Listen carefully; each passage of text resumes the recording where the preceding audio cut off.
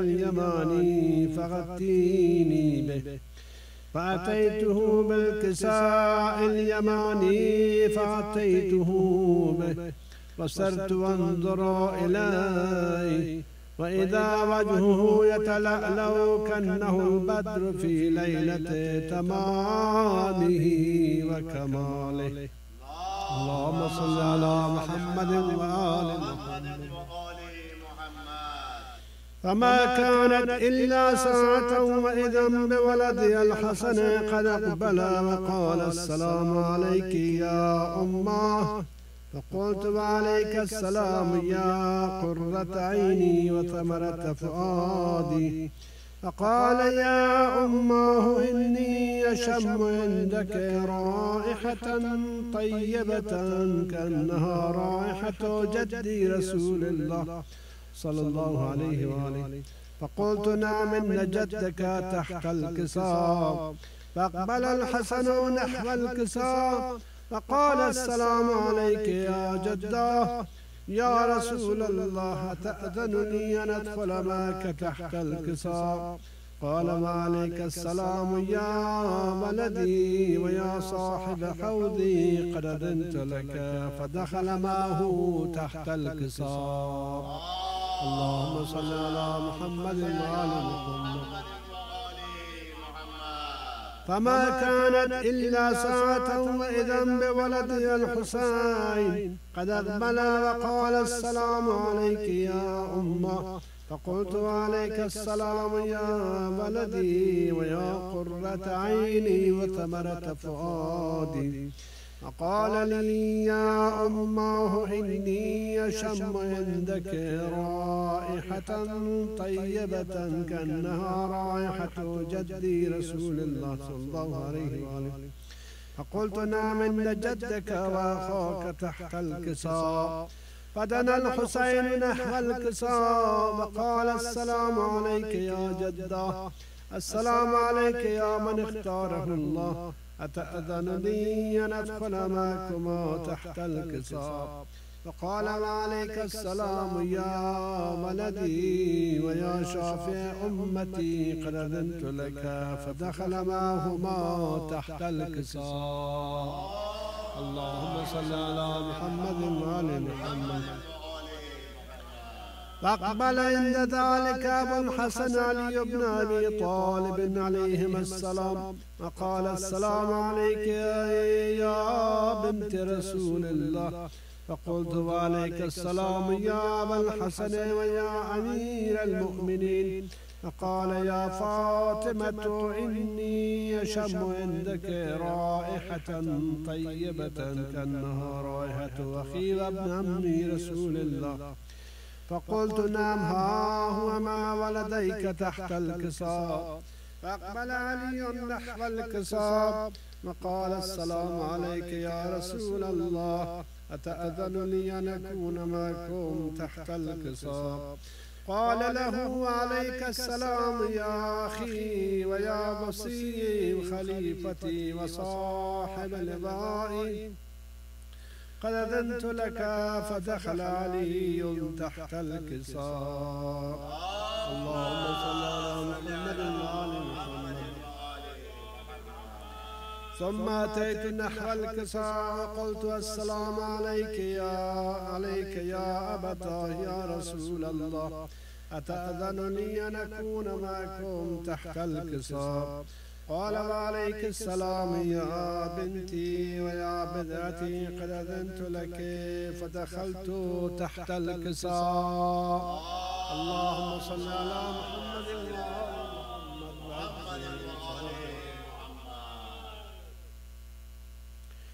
ولما اكتملنا جميعا تحت الكساء أخذ أبي رسول الله بطرفي الكساء وأومأ بيده اليمنى إلى السماء فقال اللهم إن هؤلاء أهل بيتي خاصتي وحامتي، لحمهم لحمي ودمهم دمي، يؤلمني ما يؤلمهم ويحزنني ما يحزنهم.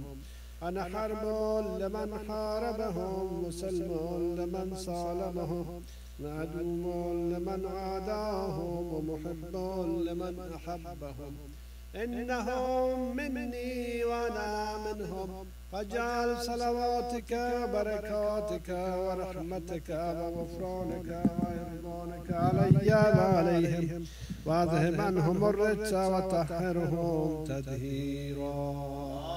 اللهم صل على محمد وآل محمد.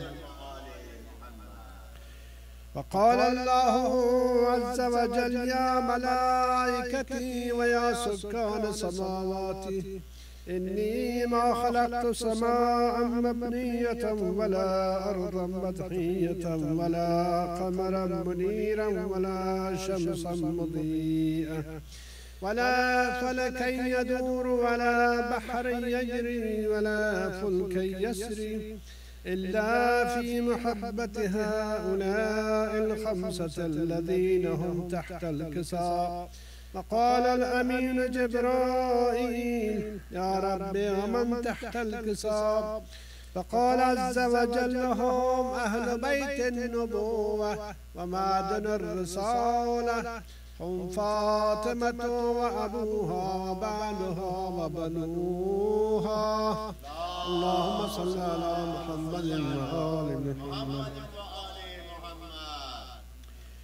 فقال جبرائيل يا رب أتأذنني أن أهبط إلى الأرض ليكون معهم سادسا؟ فقال الله نعم قد أذنت لك. فهبط الأمين جبرائيل فقال السلام عليك يا رسول الله. العلي الأعلى يقولك السلام ويخصك بالتحية والإكرام ويقول لك وعزتي وجلالي إني ما خلقت سماء مبنية ولا أرضا مدحية ولا قمرا منيرا ولا شمسا مضيئة ولا فلكا يدور ولا بحرا يجري ولا فلكا يسري إلا لأجلكم ومحبتكم إلا لأجلكم ومحبتكم وقد أذن لي أن أدخل معكم فهل تأذنني يا رسول الله؟ فقال رسول الله صلى الله عليه وآله السلام عليك يا أمين وحي الله إنه نعم قد أذنت لك. فدخل جبرائيل معنا تحت الكساء. اللهم صل على محمد وآل محمد. فقال رسول الله وعليك السلام يا أمين وحي الله إنه نعم قد أذنت لك. فدخل جبرائيل معنا تحت الكساء. اللهم صل على محمد وآل محمد. فقال لأبي إن الله قد أوحى إليكم يقول إنما يريد الله ليذهب عنكم الرجس أهل البيت ويطهركم تطهيرا. اللهم صل على محمد وآل محمد. فقال علي لأبي يا رسول الله أخبرني ما لجلوسنا هذا تحت الكساء من الفضل عند الله. فقال النبي صلى الله عليه وآله يا علي والذي بعثني بالحق نبيا واصطفاني بالرسالة نجيا ما ذكر خبرنا هذا في محفل من محافل أهل الأرض وفيه جمع من شيتنا وحبينا فيه إلا ونزلت عليهم الرحمة وحفت بهم الملائكة واستغفرت لهم إلى أن يتفرقوا. فقال علي عليه السلام إذا والله فزنا فوز شيتنا ورب الكعبة.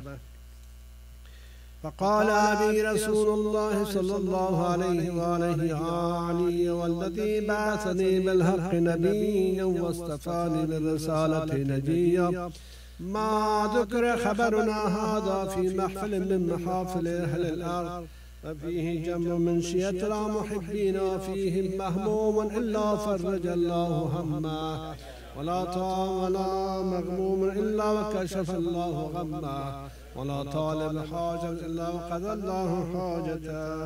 فقال علي عليه الصلاة والسلام إذا الله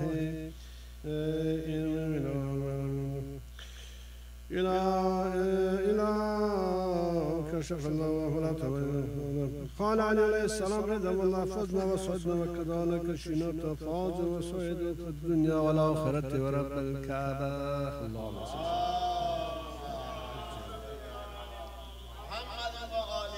No time to look for something.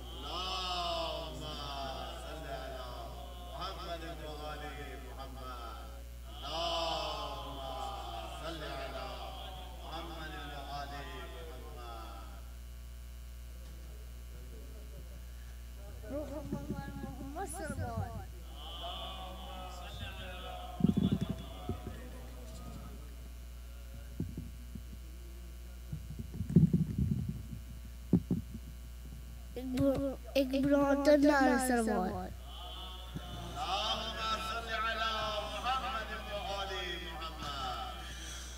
बिस्मिल्लाहिर्रहमानिर्रहीम नातलिया मसहरल जाए तजदहु अनन लगा फिर नवाए कुल्लो गम्मे व गम्मे से अंजलि बेअज़मत का या अल्लाह बेनबुव्वत का या मोहम्मद बेवलायत का या अली या अली अदरकनी फी सबिलिल्लाह वाजिल फरजाओ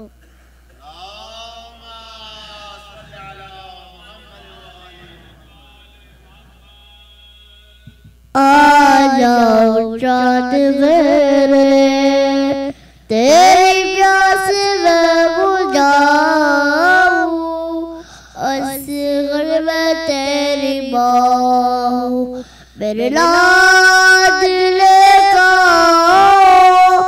मेरे लाडले का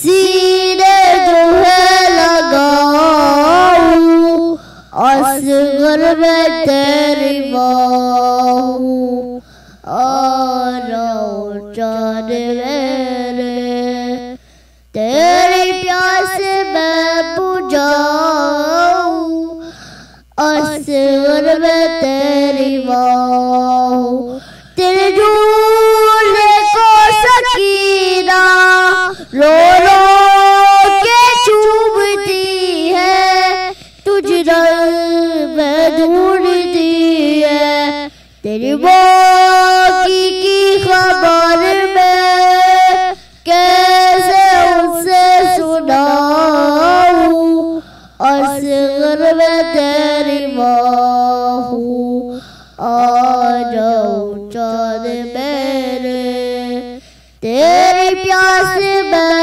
बुझाऊं असगर में तेरी बाहू मेरे तुम्हारा कातिल मेरे सामने खड़ा है जाने क्यों असरा है चादर पिलुट गई है मुँह किस तरह छुपाऊं असगर में तेरी बाहू आ जाओ चाँद मेरे तेरी प्यास में बुझाऊं असगर में तेरी बाहू मोहम्मद सल्लल्लाहु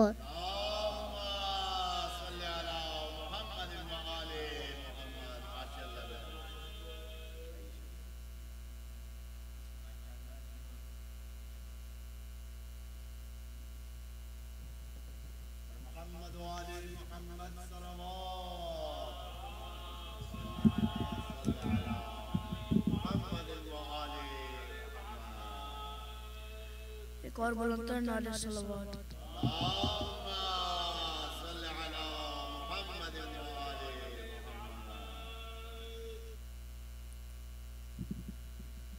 करते थे सरवई बुका हाय कमर झुक गई करते थे सरवई बुका हाय कमर झुक गई मर गया भाई मेरा हाय कमर झुक गई करते थे सरवई बुका, हाय कमर झुक गई, मर गया भाई मेरा, हाय कमर झुक गई। कुव्वते बाजू था वो, कल्ब की ताकत था वो, कुव्वते बाजू था वो, कल्ब की ताकत था वो। हो गए हम बेनवा, हाय कमर झुक गई, हो गए हम बेनवा, हाय कमर झुक गई। मर गया भाई मेरा, हाय कमर झुक गई। थाम लो बाजू पे सही, ले चलो सूए फराग, थाम लो बाजू पे सही, ले चलो सूए फराग। मर गए तेरे चचा, हाय कमर झुक गई, मर गए तेरे चचा, हाय कमर झुक गई। मर गया भाई मेरा, हाय कमर झुक गई। ले चलो अकबर वहाँ, भाई है मेरा जहाँ, ले चलो अकबर वहाँ, भाई है मेरा जहाँ, ले चलो अकबर वहाँ, भाई है मेरा जहाँ। जल्द करो मैं लगा, हाय कमर झुक गई, जल्द करो मैं लगा, जल्द चलो मैं लगा, हाय कमर झुक गई। मर गया भाई मेरा, हाय कमर झुक गई। दर पे खड़ी बेकरार करती है वो इंतजार, दर पे खड़ी बेकरार करती है वो इंतजार। उससे कहूँगा मैं क्या, हाय कमर झुक गई, उससे कहूँगा मैं क्या, हाय कमर झुक गई। लेके चचा कालम नोहाय पढ़ते हुए, लेके चचा कालम नोहाय पढ़ते हुए, जाओ सुए खेमगा, हाय कमर झुक गई। मर गया भाई मेरा, हाय कमर झुक गई। प्यास सब है निडाल, पानी का होगा सवाल, प्यास सब है निडाल, पानी का होगा सवाल। कहना वो सब बह गया, हाय कमर झुक गई, कहना वो सब बह गया, हाय कमर झुक गई। मर गया भाई मेरा, हाय कमर झुक गई, करते थे सरवई बुका, हाय कमर झुक गई। बर मोहम्मद वाले मोहम्मद सल्लल्लाहु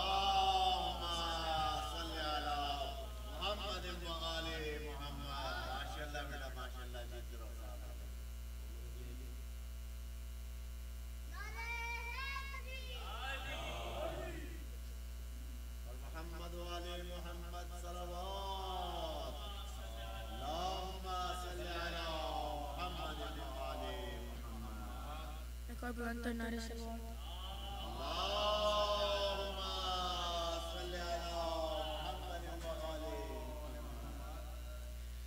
क्या रहा ख़ैमों में शह के, एक उदासी रह गई। क्या रहा ख़ैमों में शह के, एक उदासी रह गई। क्या रहा ख़ैमों में शह के, एक उदासी रह गई। क्या रहा ख़ैमों में शह के, एक उदासी रह गई। सिर्फ रोने को मोहम्मद की नवासी रह गई। क्या रहा ख़ैमों में शह के, एक उदासी रह गई। सज गए कासिम के टुकड़ों से उधर करबला, सज गए कासिम के टुकड़ों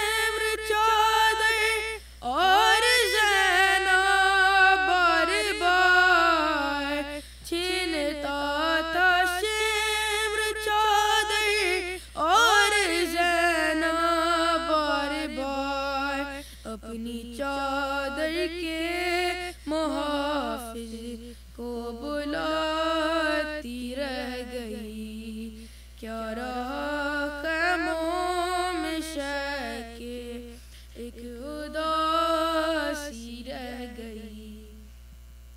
हर तमाचे पर सकीना मुँह पे रखकर नन्हे हाथ, हर तमाचे पर सकीना मुँह पे रखकर नन्हे हाथ, नील रुख सारों के गाजी को दिखाती रह गई। क्या रहा ख़ैमों में शके, एक उदासी रह गई। पर मोहम्मद वाले मोहम्मद सल्लल्लाहु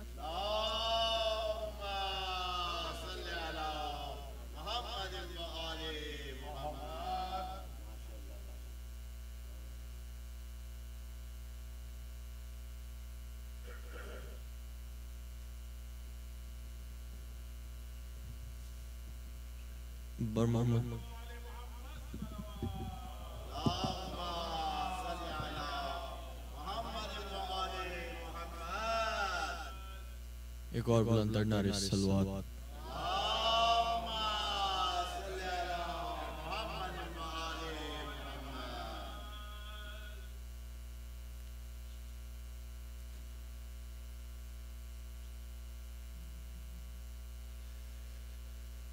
पे अमी तीरां दा वसदाए विच साबिर ज़ाहरा जाया पे अमी तीरां दा वसदाए विच साबिर ज़ाहरा जाया मेहमान बना के उम्मत ने घुट पानी तो तरसाया मेहमान बना के उम्मत ने घुट पानी तो तरसाया पे अमी तीरां दा वसदाए विच साबिर ज़ाहरा जाया उठ वीरन दुखिया भैन दया उठ मतलब मां दे बैन दया उठ वीरन दुखिया भैन दया उठ मतलब मां दे बैन दया उठ पुत्र जवान निदया तन सुगरा भैन बुलाया उठ पुत्र जवान हुसैन दया तन सुगरा भैन बुलाया पे अमी तीरां दा वसदाए विच साबिर ज़ाहरा जाया मोहम्मद मोहम्मद सल्लल्लाहु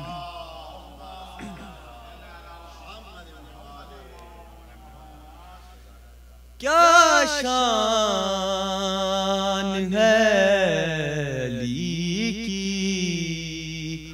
इमामत का नूर है क्या शान है अली की इमामत का नूर है जिसको गुरूर ज़ेबा है उसका गुरूर है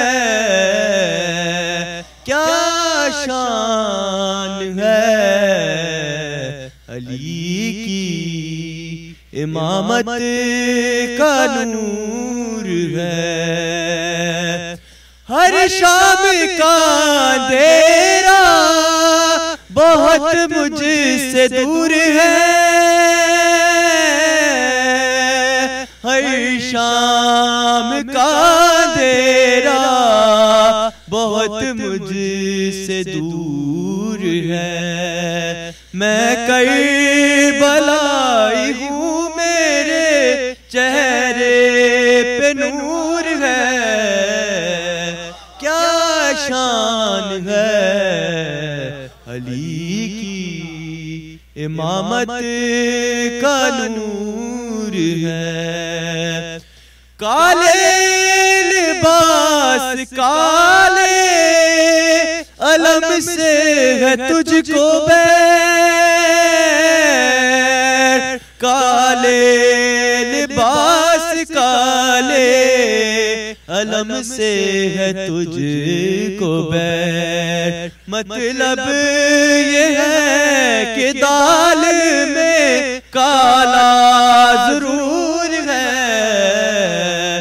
क्या शान है अली की, इमामत का नूर है। और शैतान अभी तीनों के तीनों में नाम है। शैतान अभी तीनों के तीनों में नाम है।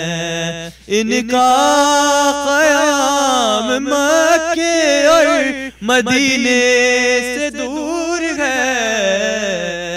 क्या शान है अली की, इमामत का नूर है। नारे सलवात।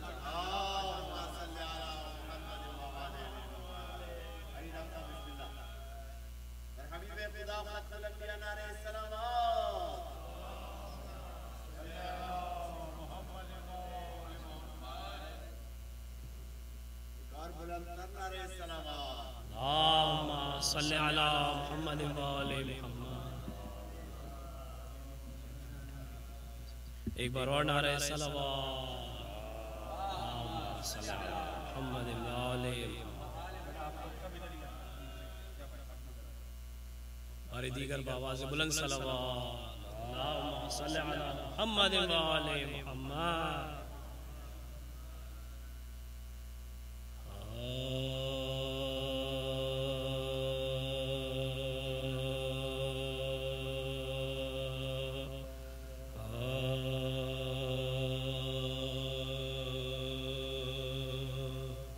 सज्जादे हज़ीं शाग़ले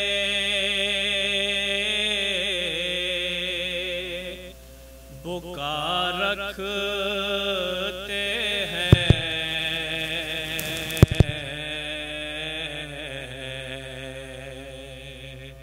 सज्जादे हज़ीं शाग़ले बुका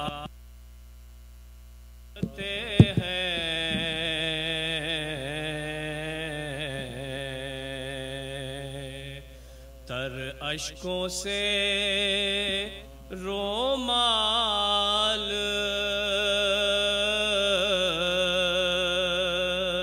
सदा रखते हैं।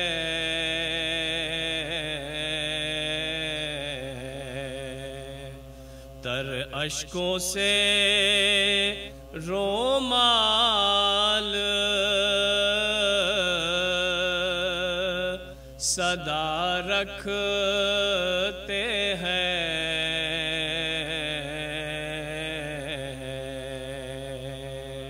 और भर आता है दिल देख के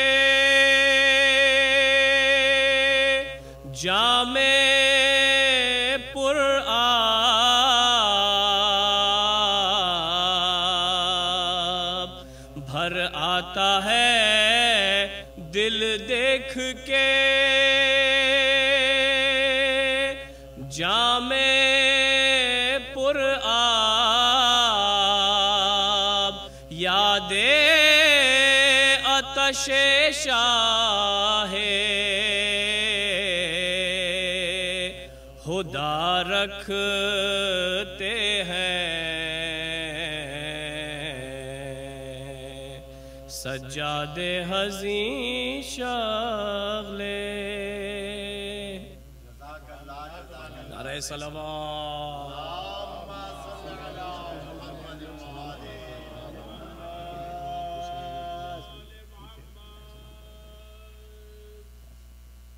बुलंद नारे सलावत।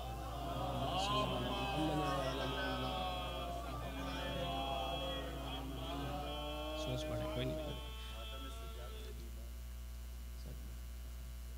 आ जाओ आओ सर, याद नहीं उस्ताद, सोच पड़े। अल्लाहुम्मा सल्ली अला मुहम्मद व आले मुहम्मद।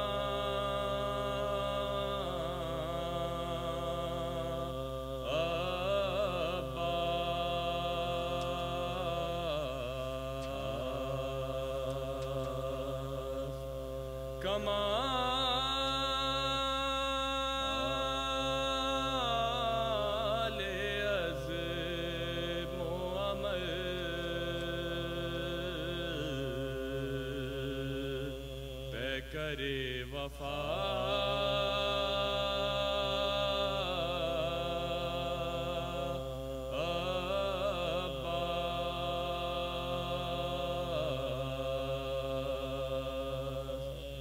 लबे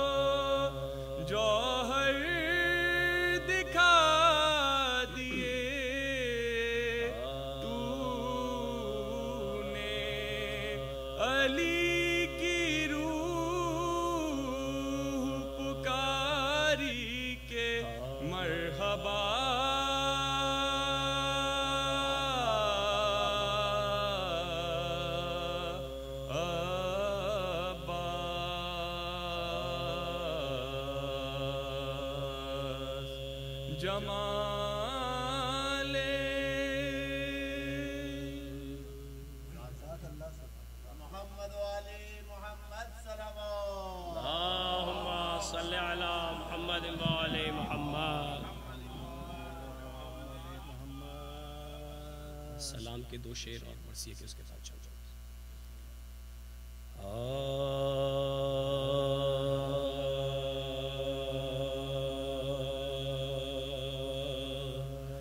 लख्ते दिले हैदर का नाम कितना गमंगेज है। लख्ते दिले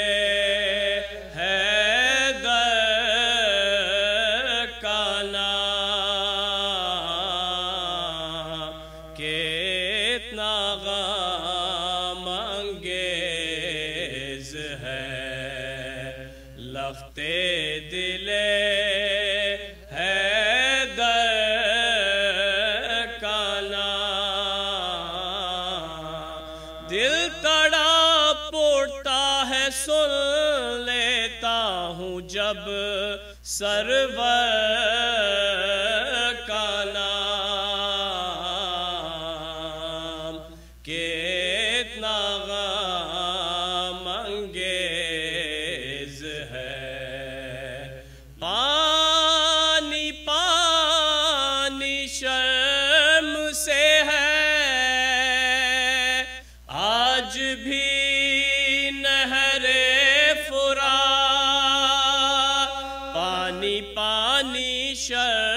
से है आज भी नहरे फुरात, आज भी मौजों के लाब पर है अली असगर का नाम। कितना गम अंगेज है और नो के नेज़ा की तरफ करके इशारा रो दिए, नो के नेज़ा की तरफ करके इशारा रो दिए। आबिदे मुस्तर से जा पूछा कभी रहबर का नाम। कितना गम अंगेज है लगते दिले हैदर का नाम। कितना गम अंगेज है।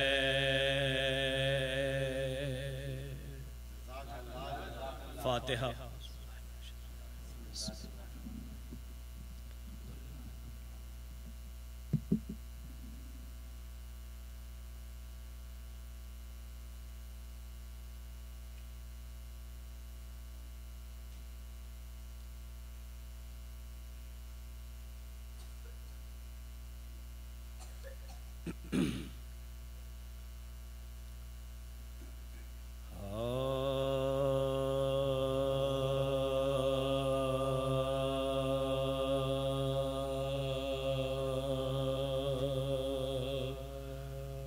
जब आबिद बेकस को पाया मैं अजलाया,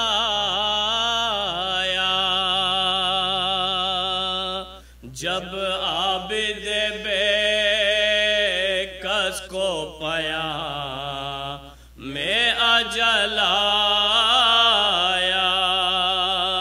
दुनियाए दगाबाज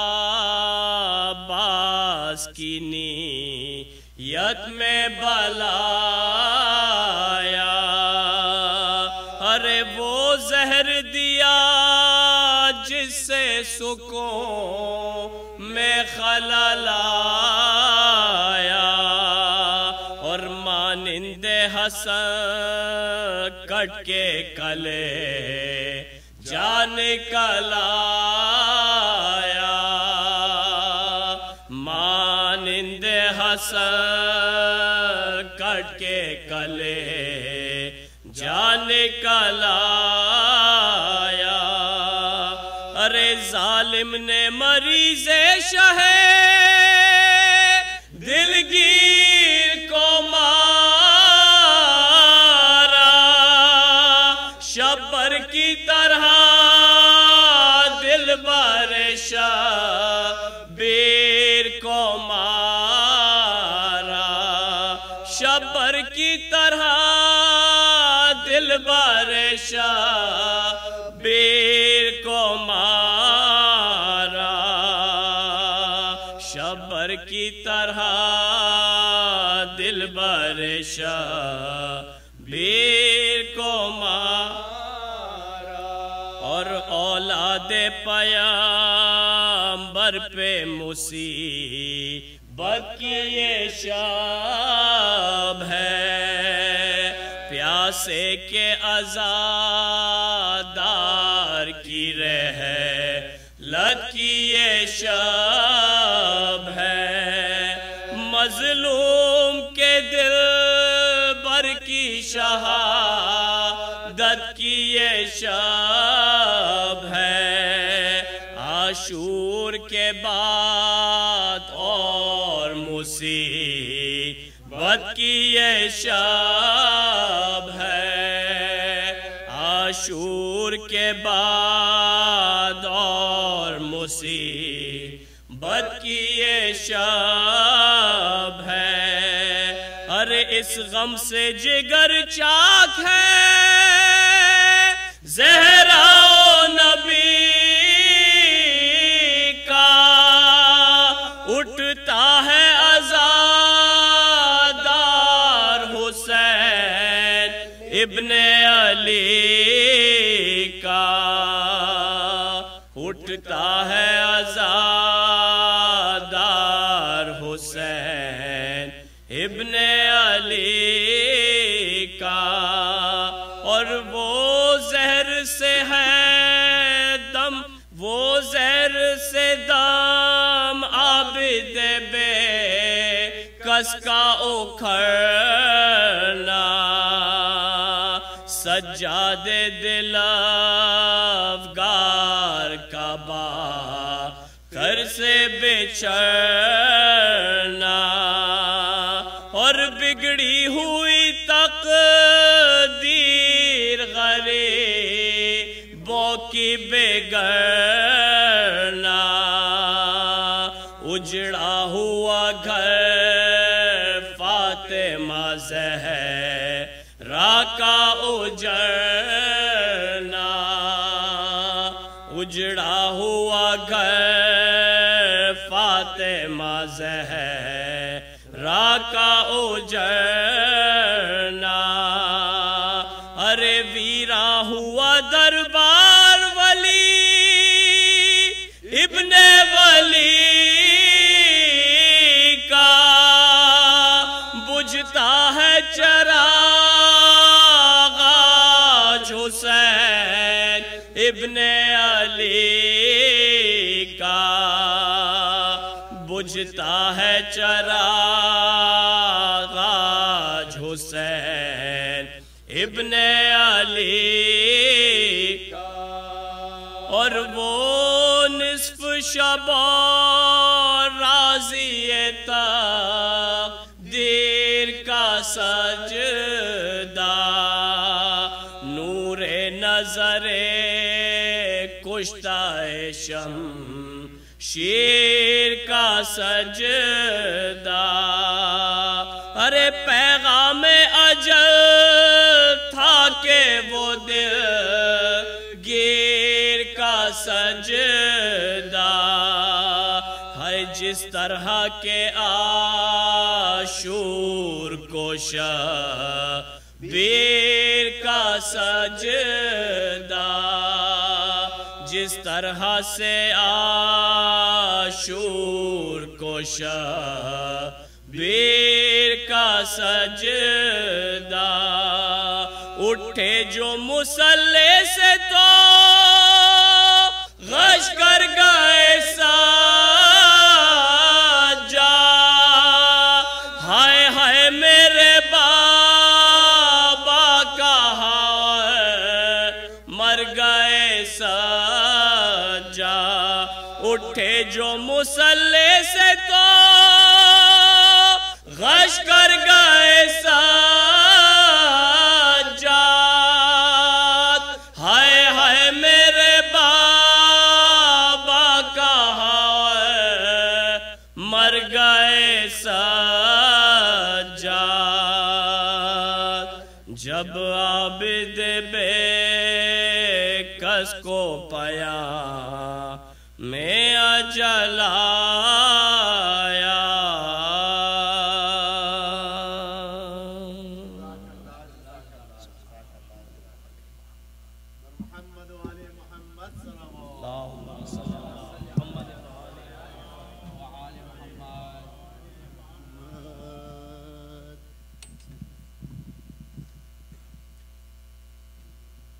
बिस्मिल्लाहिर्रहमानिर्रहीम। सारी तारीफ अल्लाह के लिए, दुरूद व सलाम मोहम्मद व आले मोहम्मद के लिए।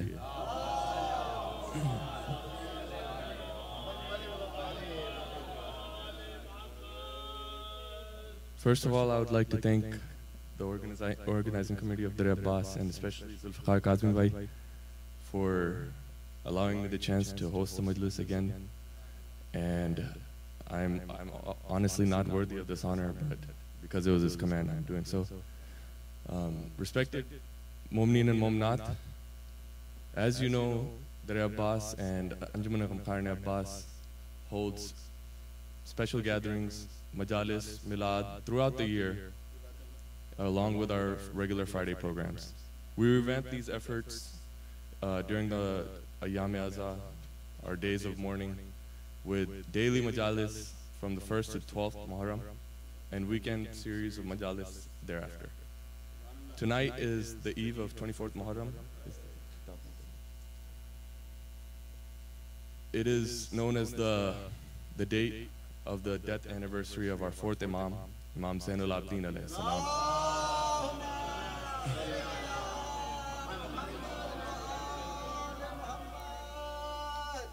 At the conclusion of the majlis, there will be Shabi Tabut, Imam Zainul Abidin alayhi salam.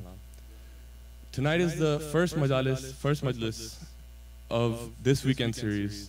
Tonight, tomorrow, and Saturday, and concluding with the Julus on Sunday, October 7th at 1 p.m. sharp. For this series, we have our esteemed guest, Maulana Bilal Rizvi.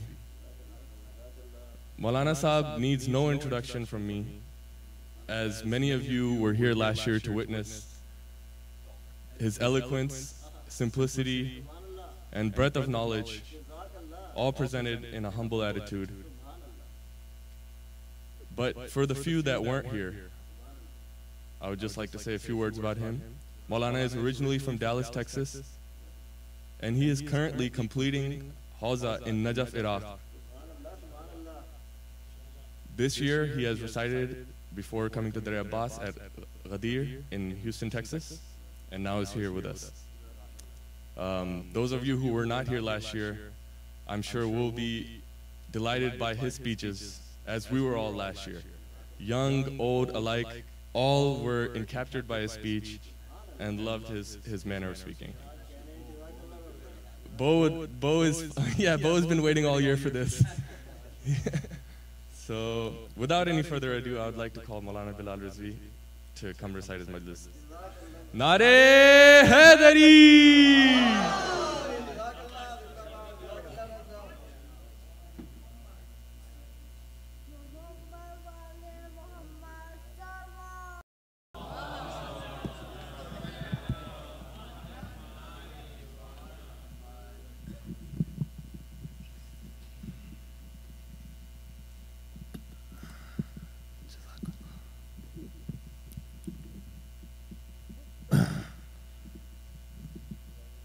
رحم الله من يقرأ سورة الفاتحة بسم الله الرحمن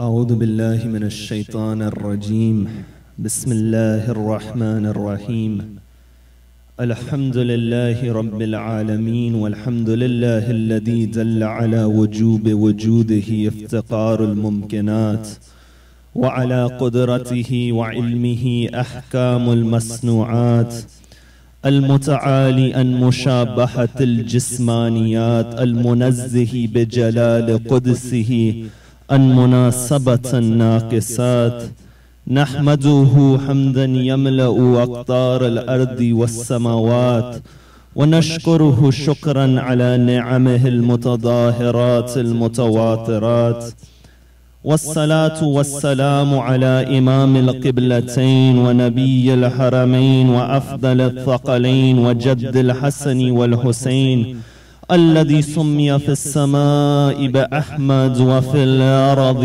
بأبي القاسم محمد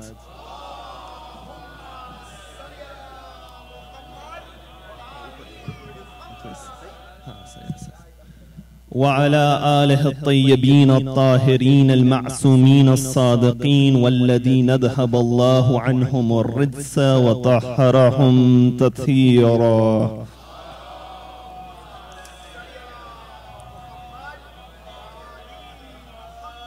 أما بعد فقد قال الله في كتابه الكريم بسم الله الرحمن الرحيم والفجر وليال عشر والشفع والوتر والليل إذا يسر هل في ذلك قسم لذي حجر.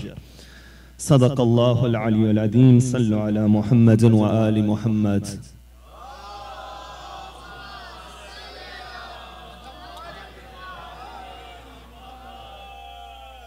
For the hastening of the reappearance of the master of our times, Sallu ala Muhammad wa ali Muhammad.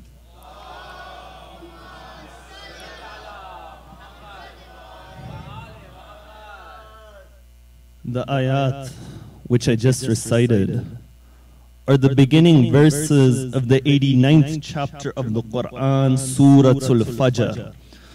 Or if you examine the traditions of Ahlul Bayt, that chapter of the Quran known as the Surah of Hussein ibn Ali.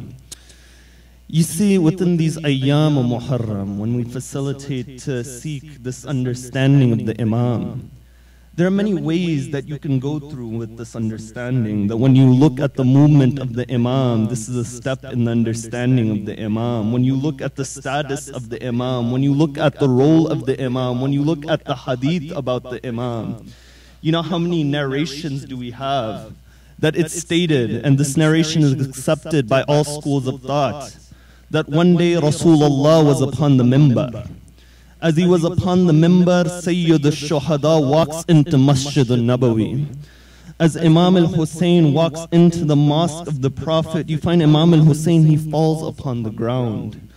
Rasulullah, in the middle of his sermon, he gets off the mimbar. He goes and he picks up Imam al-Hussein. Have you ever seen a khatib get off the mimbar, walk up on the mimbar again with a child within his hand? He picks up Sayyid al-Shuhada. He comes back upon the mimbar. He says, Hada Husaynun fa'arifuhu wansuruhu. He says that this is Hussein. Recognize Hussein and support Hussein when that position comes.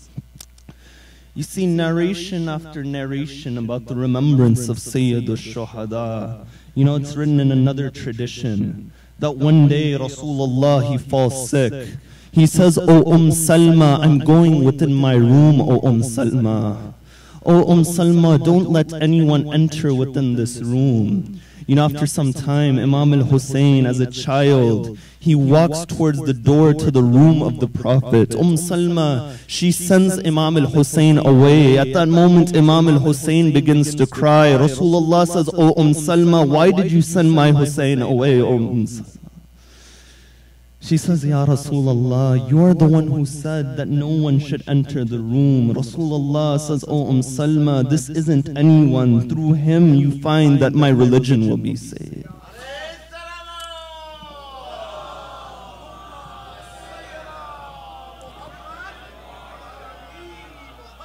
This is that Hussein, that Zahra. She would come to Rasulullah. She would say, Ya Rasulullah, this child within my womb, he speaks to me. Rasulullah says, O Zahra, what does he say? Zahra says, Ya Rasulullah, he says, Ya Umma ana al-madloom. He says, Ya Umma ana al-gharib. He says, Ya Umma ana al-waheed. Ya Umma ana al-atshana. He says, oh my mother, I'm oppressed. Oh my mother, I'm alone. Oh my mother, I'm thirsty. Ya Rasulullah, I don't understand why this child, he says this. Rasulullah, he says, oh Zahra, this is Hussein, oh Zahra. This is that Hussein who will be killed within Karbala. You know, the point of these narrations is that within the life of Islam, you find it's linked with the remembrance of Sayyid al-Shuhada. Upon this night, we remember that Imam for 35 years, he cried for his father.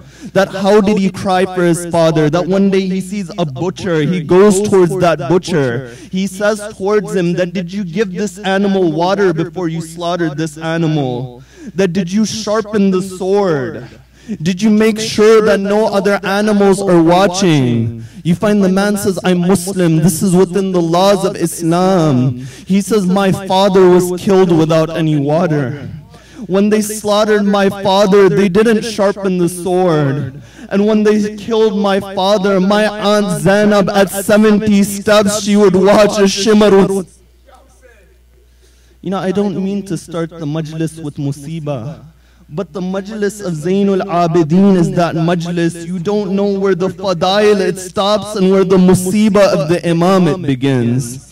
You know, why does the Imam cry? Does the Imam cry because he's weak-hearted? No, the Imam for 35 years, this is that Imam who was pleased with the rida and that command of Allah. It's not that he was weak-hearted, that he would cry for his father. But the reason he would cry is because when people would ask him why you're crying, he would give them the message of Sayyid al-Shuhada. That when you see a child laughing, nobody asks that child why he's laughing. The moment the child begins to cry, people say to that child, why you're crying? The Imam, he would speak and he would cry. They would ask about Karbala, he would tell them about the sacrifice of Sayyid al-Shuhada. Because you know, it's in the fitrat of insan to forget, that mankind. You find Allah would send a prophet with a message. The message would come, he would forget that message, a new prophet would be sent. You know, even the word insan, in Arabic it comes from the word nisyan, to forget. That the word insan,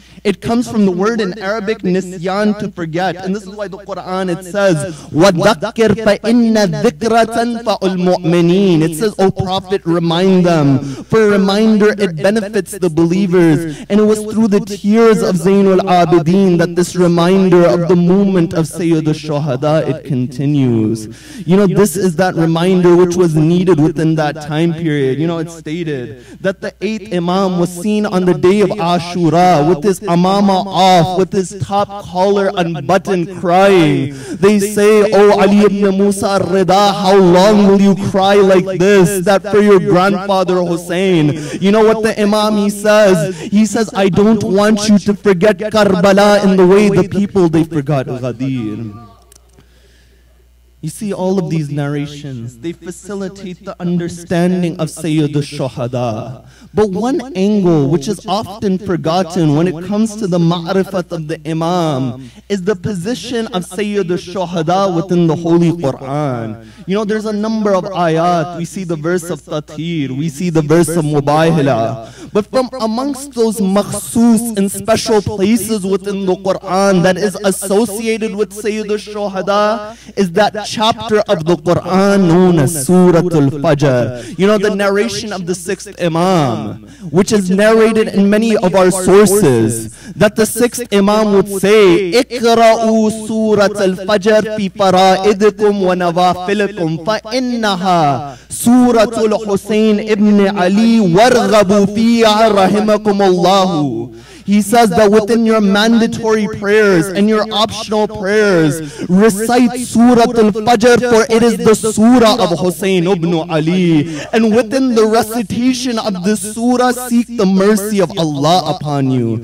You know, at that point, the narration states that there was a man in the gathering by the name of Abu Usama. He says to the 6th Imam, كَيْفَ صَارَتْ هَذِهِ السُّورَةُ لِلْحُسَيْنِ ibn Ali خَاصَّةً. That how did this surah, this entire chapter becomes especially for Imam al-Hussein? You know what the 6th Imam says? He says, أَلَا تَسْمَعُوا إِلَىٰ قَوْلِهِ تَعَالَى يَا أَيَّتُهَا النَّفْسُ الْمُطْمَئِنَّةُ ارْجِعِي إِلَىٰ رَبِّكِ رَاضِيَةً مَرْضِيَّةً فَادْخُلِي فِي عِبَادِي وَادْخُلِي جَنَّتِي. He says, oh man, have you not heard the verse of the Quran that says, O contented soul, return back towards your Lord, enter amongst my servants and enter my paradise. He says, إِنَّمَا يَعْنِي الْحُسَيْنِ فَهُوَ ذُو النَّفْسِ الْمُطْمَئِنَّةِ الرَّاضِيَةِ الْمَرْضِيَّةِ وَأَصْحَابُهُ مِنْ آلِ مُحَمَّدٍ الرَّاضُونَ عَنِ اللَّهِ يَوْمَ الْقِيَامَةِ وَهُوَ رَاضٌ عَنْهُمْ. He says that this verse is for Hussein, for he is the one who has this nafsul mutma'inna, that he is pleased with Allah and Allah is pleased with him, and and it's about the companions of Hussein,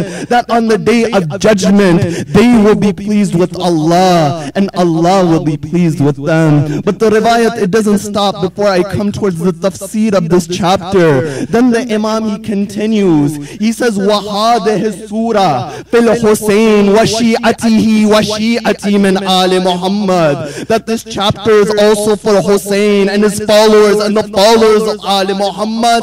And then he says, مَنْ أَدْمَنَ قِرَاءَةَ الْفَجْرِ, the one who holds on to the recitation of Surah Al-Fajr, كَانَ مَعَ الْحُسَيْنِ فِي دَرَجَتِهِ فِي الْجَنَّةِ, that he will be with Hussein in the status that Hussein is given upon the day of judgment.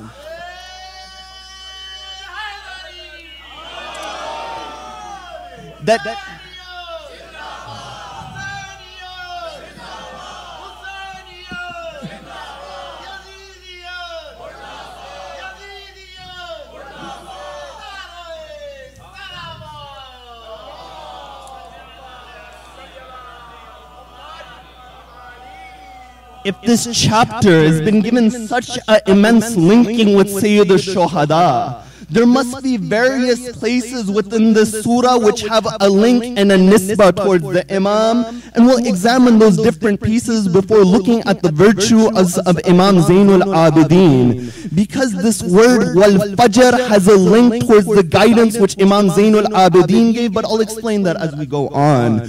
You find that this chapter, it begins with 5 oaths. After that, Allah, He mentions the people of Ad to whom Nabi Hud was sent to. He mentions the people of Thamud who Nabi Saleh was sent to. He mentions Fir'aun. He mentions about the trials of man within this world, and He mentions about this Nafsul Mutma'inna. But before coming towards everything, there are 5 oaths within this chapter. When he says, Wal-Fajr, Walayalin Ashar, Wash-Shafi, Wal-Watar, Wal-Layli Ida Yasar. He says, by the daybreak and by the 10 nights, and by the twos, by the evens, and by the odds, and by the night when it recedes. You know, when Allah, He starts with 5 oaths, the question arises in our minds that why does Allah take a qasam and an oath within the Quran? That why does Allah within the Quran take an oath and a qasam? As in when you and I take an oath, it's because the person listening to us doesn't believe us, or we're saying something that is above us, so we need to swear upon an object that is great to be believed. But you find nothing is above Allah, nor is Allah muhtaj and dependent upon the people listening towards Him. So why does Allah take an oath within the Quran? The reason Allah takes an oath within the Quran is because in the Arabic language, the qasam and an oath is a device that you reflect upon the object on which Allah is taking an oath. That when it says wal-fajr, it's upon mankind to reflect upon what this fajr is. When it says wat-tini wa-zaytun, reflect upon what this is. When it says wal-adiyati dabha, by the horses and when they run. When it says fal-muriyati qadha, and when they strike their hooves upon the ground and the sparks they come up. It's upon mankind to reflect whose horse that was on the day of Dat al-Salasil, when Amir al-Mu'mineen was upon the horse, and Allah was willing to take a qasam upon the horse of Ali ibn Abi Talib. It's upon mankind to reflect what the position of even the horse of Ali ibn Abi Talib was.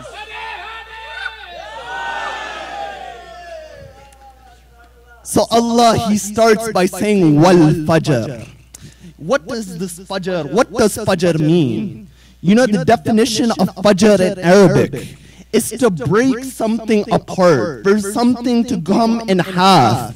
The reason the time of fajr and the salat of fajr is called fajr is because لِأَنَّ نُورَهُ يَشُقُّ ظُلْمَةَ اللَّيْلِ, is because the light of that time period, it breaks apart the darkness of the night. You know, the Mufassirin, they brought forth many opinions of what this wal-fajr are, and I don't know if I'll make it past this ayah tonight, but we'll examine those different opinions. The first opinion from the zahir and the outward of wal-fajr is that Allah, He swears upon the time of Fajr and the Salat of Fajr.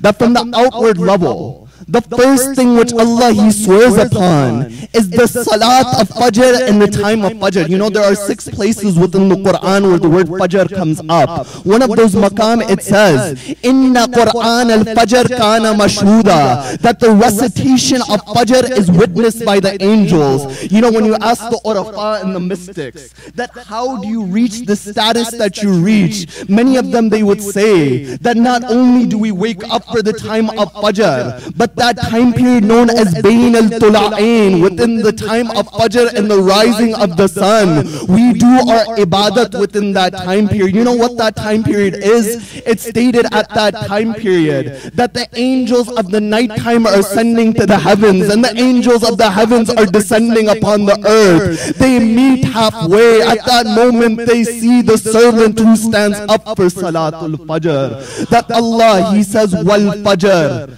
You know, when Allah, He sends Adam and Hawa upon the earth, Adam is sent to Safa. That's why Safa comes from Safiullah.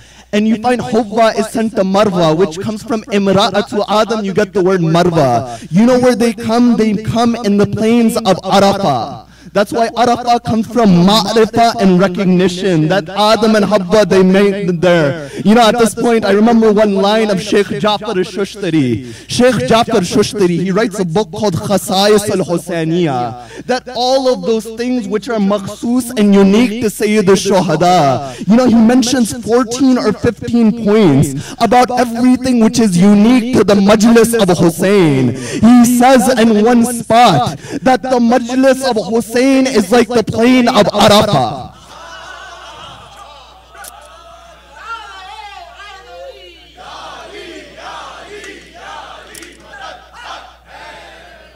The Majlis of Hussein is like the plain of Arafah. For the plain of Arafah is that plain of recognition. That when one wants to understand Allah and His purpose upon this earth, come to the Majlis of Sayyid al-Shuhada. You know, one of the students of Allama al-Hilli, he sees Allama al-Hilli within his dreams. He says, Oh Allama al-Hilli, you are a marja, you contributed to Islam, your status in the akhirat must be great right now. Allama al-Hilli replies by saying, no, I went through much difficulty. That each answer I gave about Islam, I was questioned about that answer. Each step I went through difficulty. But you know what's the next line? Allama al-Hilli, he says, Lola al-Fain, wa dhikr al-Hussein halaqtu. He said, if it wasn't for al-Fain, al-Fain is that book in which Allama al-Hilli wrote 2,000 fadail and virtues of Ali ibn Abi Talib, and the dhikr of Sayyid al-Shuhada I used to do, I would have been destroyed. That you find the plane of recognition as the plane of Arafah. You know, Adam and Hawa, as I said, they meet in the plane of Arafah. At that point, Adam, he's never seen darkness in his life before. He feels fear in his heart. The moment he sees Fajr, Jibreel, he comes down. He says, Oh Adam, this is the time period of Fajr. All that fear is going away from your heart. Thank Allah, and this salat, it will continue within your lineage, O Adam. So as I said, the first opinion of Wal-Fajr is the time of Fajr and the Salat of Fajr. But no different Mufassirin, they came forth. They said that maybe there is a specific Fajr which Allah swears upon within the Quran. That maybe there is a Fajr which is the misdaq of this Wal-Fajr, which is the ultimate manifestation of this Wal-Fajr. And you find they brought forth different opinions. And all of these opinions were based upon the concept of Fajr, meaning to break apart, and for light to break apart darkness. You know, the first opinion that they brought forth for this specific Fajr was that Fajr of existence when the Noor of Rasulullah was created. Sallallahu alayhi wa alihi.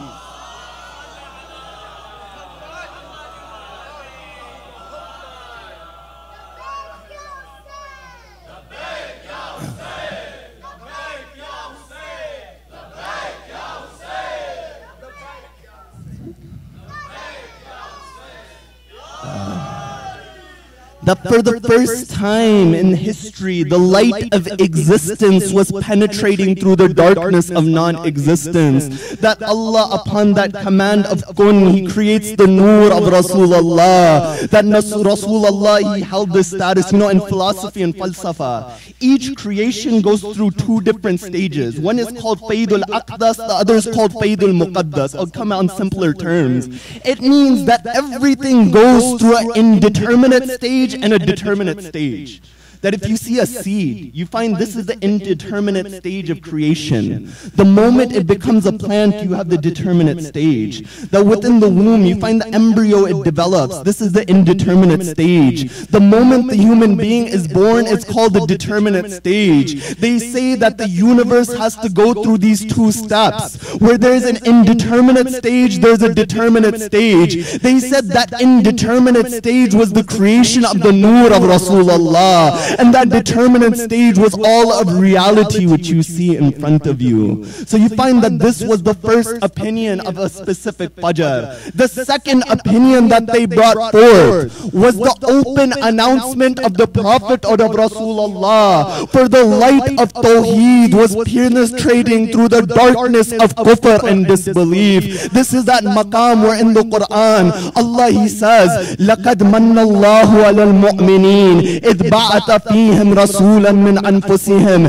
يتلو عليهم آياته ويزكيهم ويعلمهم الكتاب والحكمة وإن كانوا من قبل لفي ضلال مبين. That when you look at the words of this ayat, Allah He says that Allah, that certainly He has bestowed a blessing and a favor upon the believers when He sent a prophet from amongst them to recite His signs and to purify him and to teach him the book and wisdom when they were misguided before. You know, at that time period, many they began to say that what would happen if we didn't become Muslim? What would happen if we didn't bring Islam? Allah, He brings down the verse. He says, don't say what would happen if you didn't bring Islam, but rather say what would happen if Allah didn't send the Prophet towards you. As in many people you hear today, they say, where would the azaa of Sayyid al-Shuhada be if we didn't contribute to the azaa of Sayyid al-Shuhada? You find that isn't the viewpoint. The viewpoint is that where would you be if it wasn't for the azab? Say this.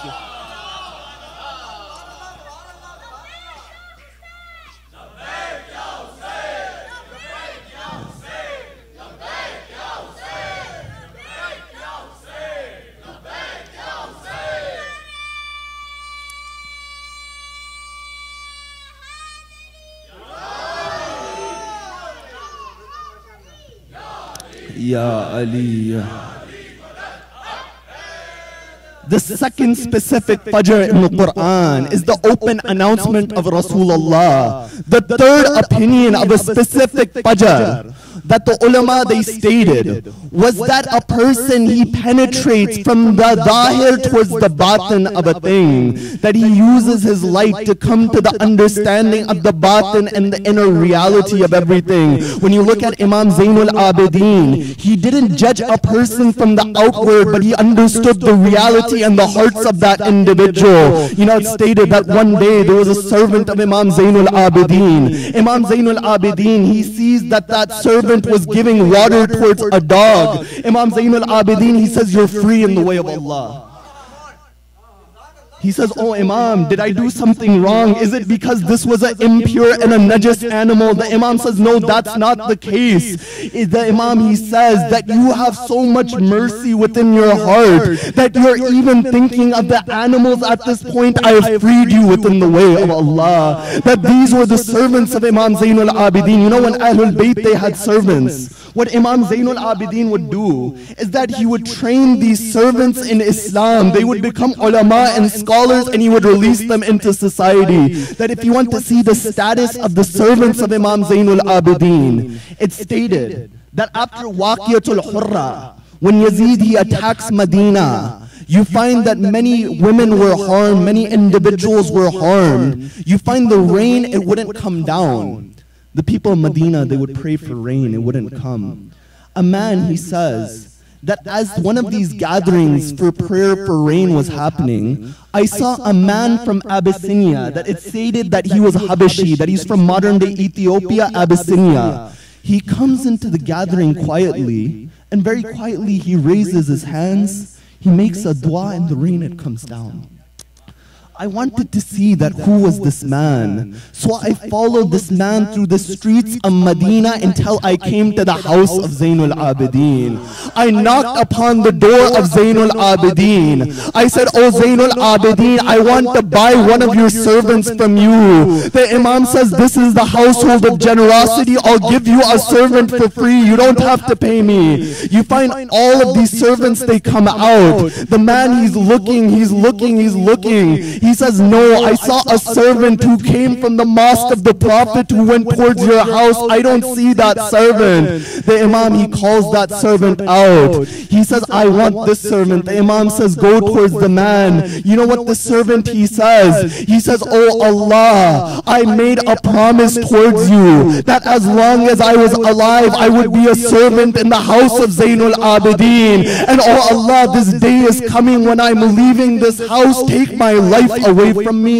You find the narration says that servant, he passes away on the doorsteps of Zainul Abidin. That who is Zainul Abidin? Imam Zainul Abidin is that person who his servants are mustajabud da'wat, that his servants, their du'as are accepted. Then what must be the status of that Imam? That Imam who would go from the outward towards the inner reality. As I said, wal fajr. The next meaning of wal fajr is for the light of intellect to penetrate through the darkness of ignorance. That you find the next opinion that they give. You know this chapter. It says, وَهَلْ فِي ذَلِكَ قَسَمٌ لِذِي حِجْرٍ. That in these oaths, is there an oath for those who have intellect? You know, for aql, it uses the word hijr. Hijr means intellect. Aql means intellect. What is the difference between hijr and aql? You find one of them is thubutiyya, positive, the other is talbiyya, negative. Then what do I mean? You know, aql, it comes from the word iqal. In that time period, when you would go somewhere, you didn't have a car to park, so they would have a camel. What they would do is they would take a rope, tie it around the knee of the camel. That rope would be called iqal. From that, you have the word aql. Aql and intellect prevents a man from going astray. It pulls him in the way a camel doesn't go astray. In the same way, you find hijr. Hijr in Arabic comes from the word hajara. Hajara means to prevent. That's why in Arabic, a room is called hujra. Why is it called hujra? Because you don't have permission or ijazat to enter unless the person, he lets you enter. In the same way, you find intellect is called hijr. Because a person, he won't go towards evil unless his intellect is deficient and it allows him to go towards evil. That this is that power. That the light of intellect, it penetrates through the darkness of ignorance. You know, where do you gain ilm from? You know, sometimes we think that knowledge is only found in reading books. This is only one type of knowledge, which is ilm al-husuli. But you know, there is another type of knowledge that if you ask through the tawassul of Ahlul Bayt, Allah, He gives you that ilm. You know, a 94-year-old man by the name of Unwan al-Basri, he comes towards Imam al-Sadiq, salawatullahi wa salamuhu alayhi.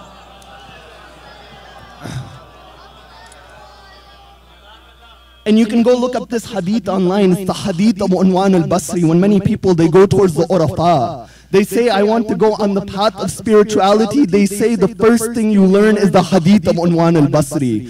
You find a 94-year-old man. He comes to the 6th Imam in Medina. He says, "Oh Imam, I used to learn from Malik bin Anas, but I want to learn from you now." The Imam says that I don't have time.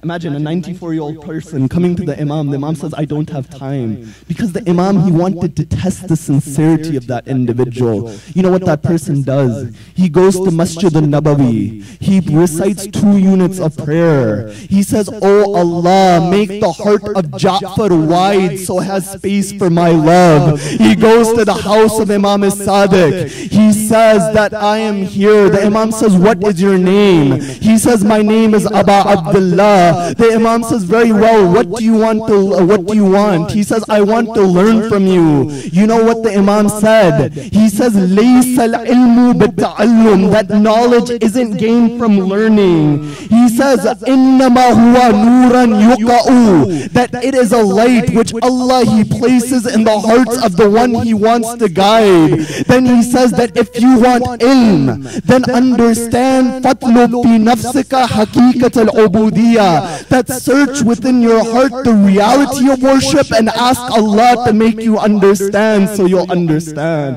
You know, one day when I was coming back from Karbala, I met an individual and he began talking to me about his life, about his endeavors in Najaf. He says there was one arif within Najaf. I'm not telling you fourth or fifth hand, I'm telling you second hand what I heard directly. He says there was an arif in Najaf that I used to go when we would read Salatul Maghrib. He would start crying after Salatul Maghrib and Isha for 1 hour after that Salat. So I waited for him. After I waited for him, I said, oh alim, he says, you are an alim, I'm an ignorant individual. Is there any advice you can give me to gain ilm? He said towards him, if you want ilm in Najaf al-Ashraf, go to the haram of Amir al-Mu'mineen. Put your chest on the Dar-e of the Imam. Say, Rabbi shrah li sadri, that, oh Allah, expand my chest. Then say, Ya Ali, allimni kama allamta al-ulama wal-fuqaha, that, oh Ali, teach me in the way that you taught the ulama and the fuqaha. You know, there's a famous incident that a man, he comes to Najaf, he spends some time in Najaf. He doesn't gain the knowledge that he was supposed to gain. He goes to the haram of Amir al-Mu'mineen. He says, Ya Ali, I gave everything to come to Najaf, but I didn't gain that ilm. The Imam, he goes to sleep that night. In his dreams, he sees Amir al-Mu'mineen whisper into his ear, Bismillah ar-Rahman ar-Rahim.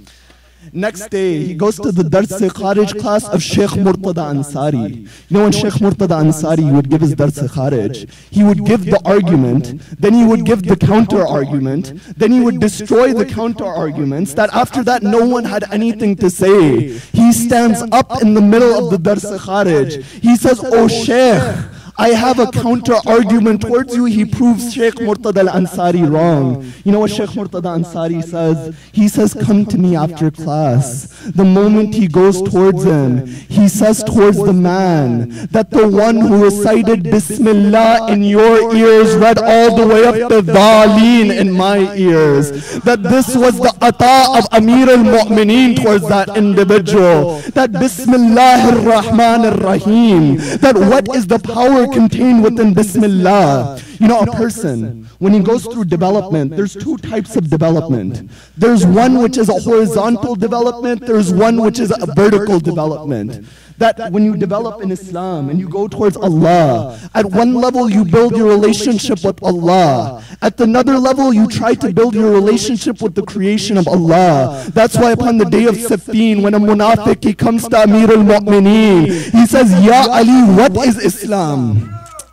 You know, if someone were to ask you what is Islam, a 30, 40, 50, 1 hour discussion, it begins. Amir al-Mu'mineen says, if you want to know Islam, then he says what? He says, Huququllah wa Huququl Abd. That Islam is two things. It's the right of Allah and it is the right of His creation. That these are the words of Amir al-Mu'mineen. That these words, they can be turned into an ocean and that ocean can be turned into a drop at the same time. That's why Rasulullah would say, U'titu jawami al-kalim, that us Ahlul Bayt, we were given those substantive words of Allah, that you can find wisdom within one line and you can find it turned into an entire encyclopedia. But you find that these are two levels of development. There's the horizontal development and the vertical development.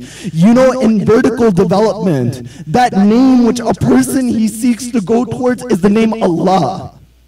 I'm coming towards the point slowly. The name Allah. The name Allah is that Ism Jam, where all of the attributes, they come upon one locus. That what is the first letter of Allah? The first letter of Allah is that alif, which represents the vertical development of man according to the scholars of ulum al-Quran. And you find, what is the purpose of revelation? The purpose of revelation is for mankind to conduct itself amongst mankind. The first letter of revelation was that ba, when Bismillah ar-Rahman ar-Rahim was revealed. Now when you look at this ba, you find that this ba is horizontal. It represents the horizontal development of man. The alif represents the vertical development of man. Now the ulama, they say that there is one maqam where the horizontal development meets the vertical development, where that alif meets that ba, and that maqam is the dot underneath the ba. When it says ana nuqtatul lati tahtal ba, in the words of Amir,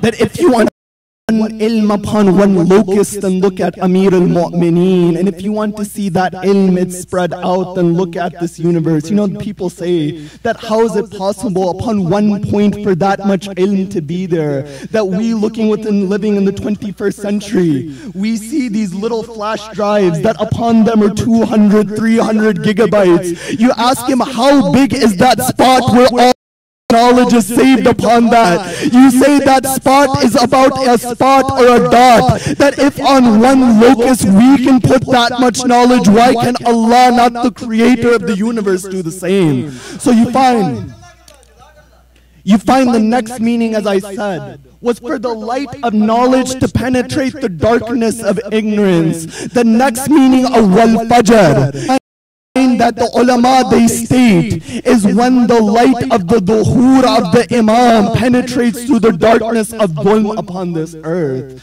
That you find that this is one of the meanings of wal-fajr. And you know, within the books of fiqh, you find fajr is of two types. There's fajr al-qadib and fajr al-sadiq. That there's the false fajr and there's the true fajr. That when you look within the eastern horizon, find first what you see. You see a vertical light come up. You find that's the false fajr. But the moment the vertical band horizontal, you have what is called fajr as-sadiq, the true fajr. In the same way, that fajr, which is the dhuhur of the Imam, before the true fajr and the uprising of the Imam, you'll find that there will be many false uprisings that come up. That's why Shaykh Tabarsi in Majmul Bayan, when he explains this chapter, he says fajr is sahib az-zaman, layal and ashar are the 10 Imams within the lineage of Rasulullah. When it says Shafi, this is Ali and Fatima. When it says wal fatr, this is a reference towards Allah subhanahu wa ta'ala.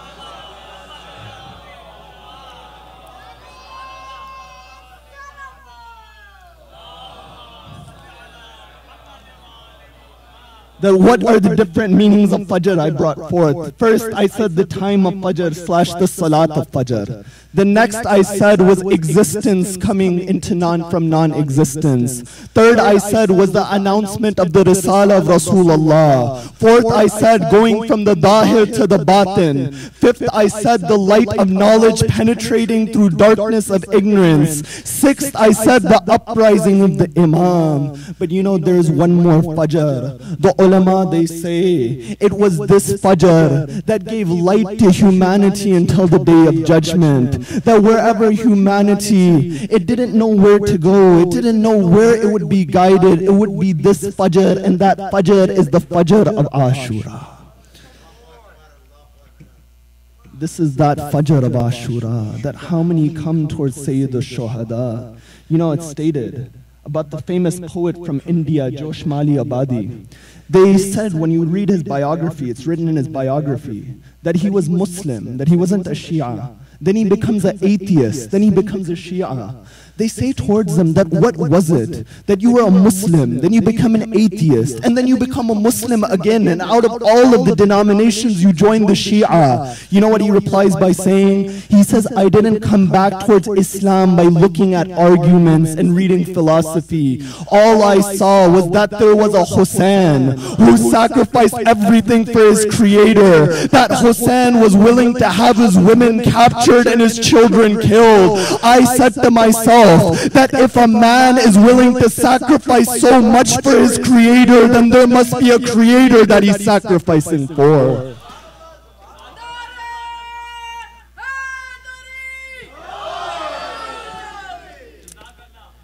And you find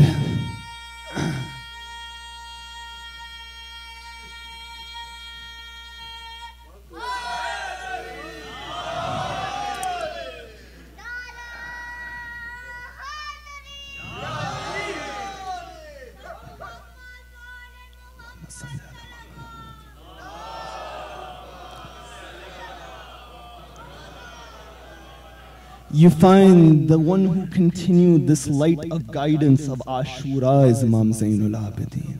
You know, Yazid, he sends 30,000 individuals for the killing of Imam and Hussein. Yazid, he accounts for everything, but there are two things Yazid he didn't account for. One was Sayyida Zainab. One was an individual who was lying sick upon the bed on the day of Ashura. That same individual is the one who continued this revolution of Sayyid al-Shuhada. That who is this Imam? A few lines on the virtues of the Imam before I come towards Musibah. But like I said, this is that Imam whose Fadail is his Musibah, and his Musibah are his Fadail. That who is this Imam? This is that Imam who is Ali ibn al-Hussein. That, you know, within the court of Ibn Ziyad, they bring the head of Ali Akbar upon a spear. Ibn Ziyad says that who is this? They say it's Ali ibn al-Hussein. Then after that he looks towards Imam Zainul Abidin. He says, what is your name? He says, I'm Ali ibn al-Hussein. Ibn Ziyad, he says, I thought we already killed Ali ibn al-Hussein. The Imam says, that was my brother Ali al-Akbar. I am Ali al-Awsat. Then after that they bring a tiny head upon a spear of a 6-month child. That head, when Rabab saw that head, she said, Amitluka yunhar o asghar.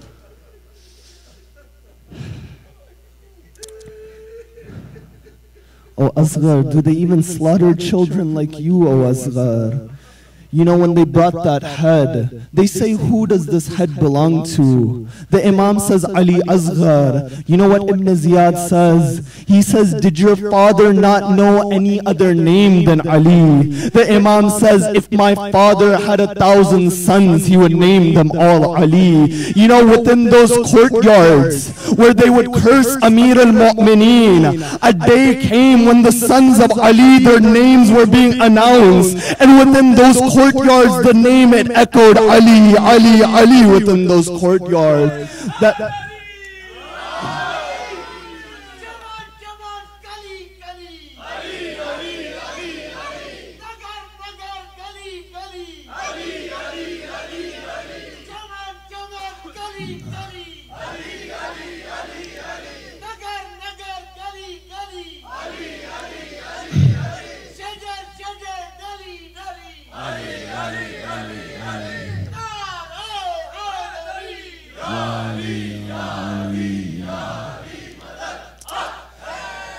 This Imam, Ali ibn al-Hussein Zainul Abidin, the adornment of the worshippers. You know, the most you and me can do is when we worship, we're included amongst the Abidin, amongst the worshippers. But there is such an individual that when he worships, he becomes the zenith of the worshippers. That it's stated in the riwayat that upon the day of judgment, when all of the Anbiya are there, Ibrahim is there, Nuh is there, Adam is there, Yusuf is there, that a call will be made in the sky, Aina Zainul Abidin. That where is the adornment of the worshippers? You find our fourth Imam, he steps up. This Imam who is also Sayyidus Sajideen, but at the same time he is Sajjad. That what is the difference between, say, a sajid and a person who is sajjad?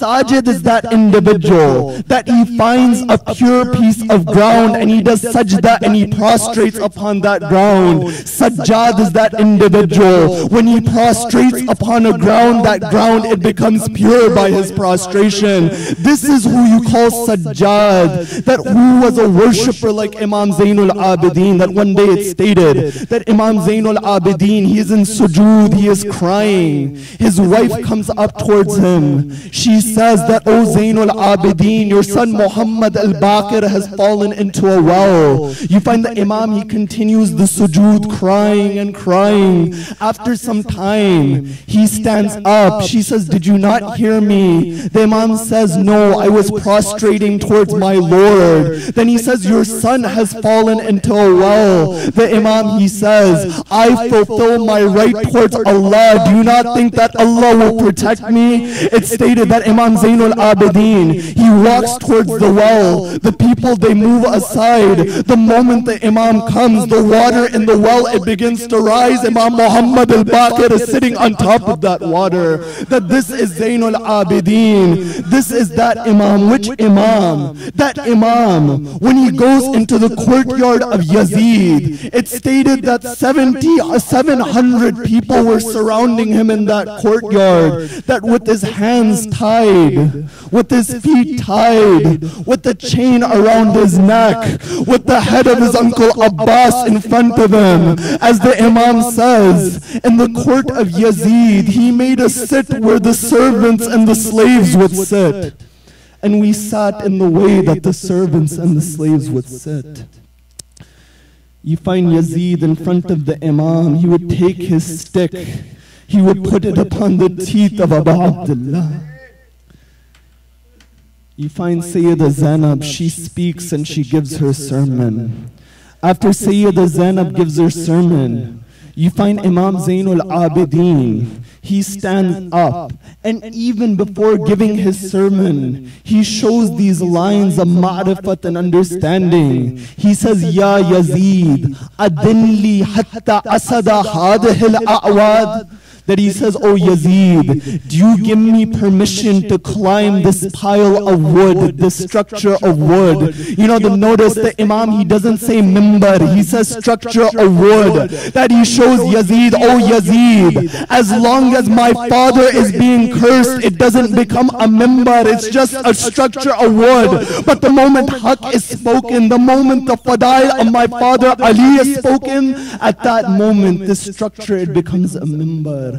Then he says what? He says, those who know me, and those who don't, let me tell you who I am.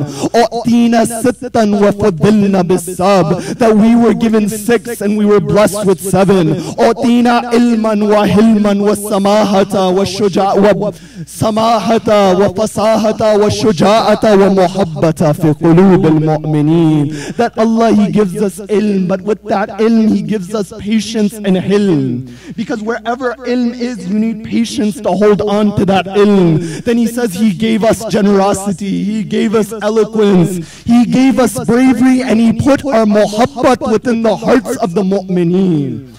That He says Allah is the one who placed our muhabbat in the hearts of the mu'mineen. And the ayat of the Quran says, قُلْ لَا أَسْأَلُكُمْ عَلَيْهِ أَجْرًا إِلَّا الْمَوَدَّةَ فِي الْقُرْبَى.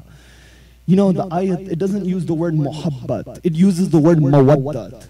That what is the difference between muhabbat and mawaddat? I'll conclude on this point.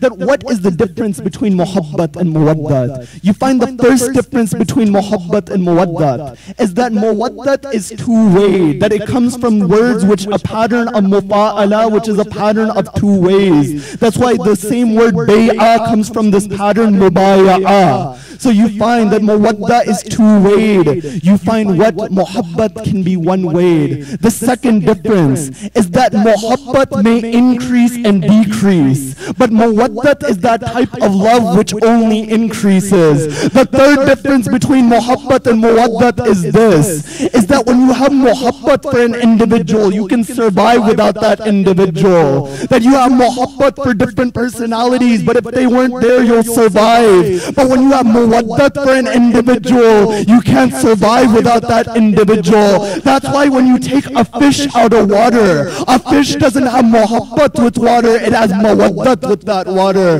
The next difference between muhabbat and mawaddat is that when you have muhabbat for an individual, you can hide that love. But when you have mawaddat for someone, you can't hide that love. That even if you're put upon a tree, you'll recite the virtues of that individual. That didn't Amir al-Mu'mineen say to Maytham, oh Maytham, a day will come when your arms are cut, your leg is cut, and your tongue will be cut. The Imam Maytham, he says, oh Imam, why will this happen? The Imam says, it's because you'll be reciting my fadail and my virtues. The Imam says, oh Maytham, upon that day you have my permission not to recite my virtues. You know what the Maytham says? He says, oh my master, even if they cut my arms and my legs and they kill me and they burn my body and I come back to life and they do this 70 times each time, I will recite your virtues.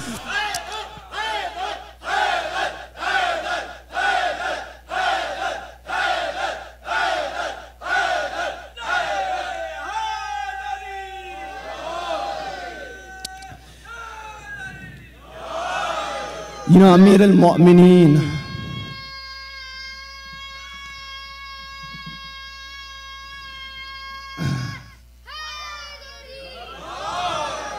you know, Amir al-Mu'mineen, Ali Maulana.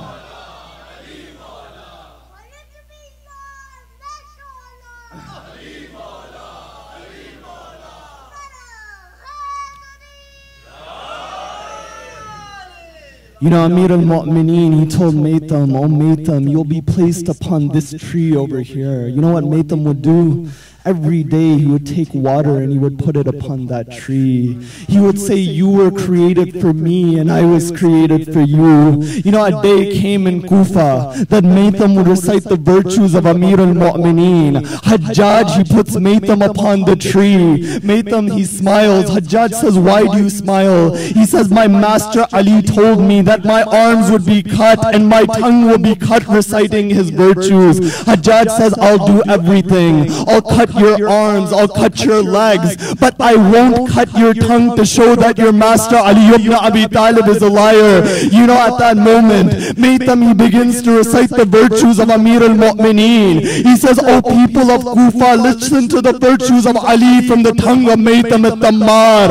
I am the follower of that Imam who prayed before anyone else. I am the follower of that Imam who was with Rasulullah before anyone else. I was the follower of that Imam who was with Rasulullah in the Haram, outside of the Haram, who was there in travel, who was there in Medina. At that moment, Hajjaj says, stop, cut the tongue of Maytham al-Tammar.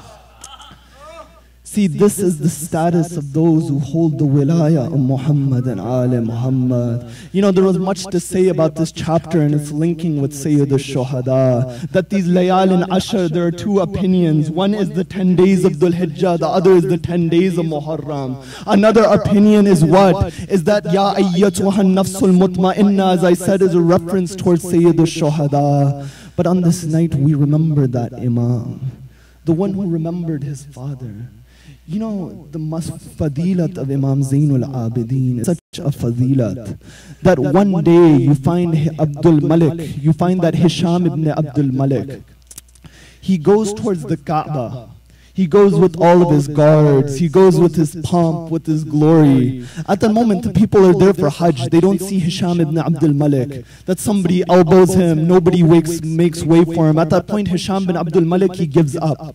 He stands on the side with his guards. As he's standing on the sides with his guards, he sees a man wearing his abba. He walks up towards the crowd. And the way the Nile is split for Musa, all of the people, they split for this individual. jail. He walks all the way there and he kisses Hajar al-Aswad, the black stone. At that moment, one of the guards, they say to Hisham bin Abdul Malik, who is that man? You know what Hisham bin Abdul Malik, he says, I don't know who that is. At that moment, we thank Allah that Farazdak was there. Farazdak, he looks at Imam Zainul Abidin. He says, he looks at who? He looks at Hisham bin Abdul Malik. He says, are you really going to say that you don't know who that man is? The Kaaba knows who that man is. The Haram knows who that man is. Outside of the Haram, they know who that man is. This is the son of God's greatest creation.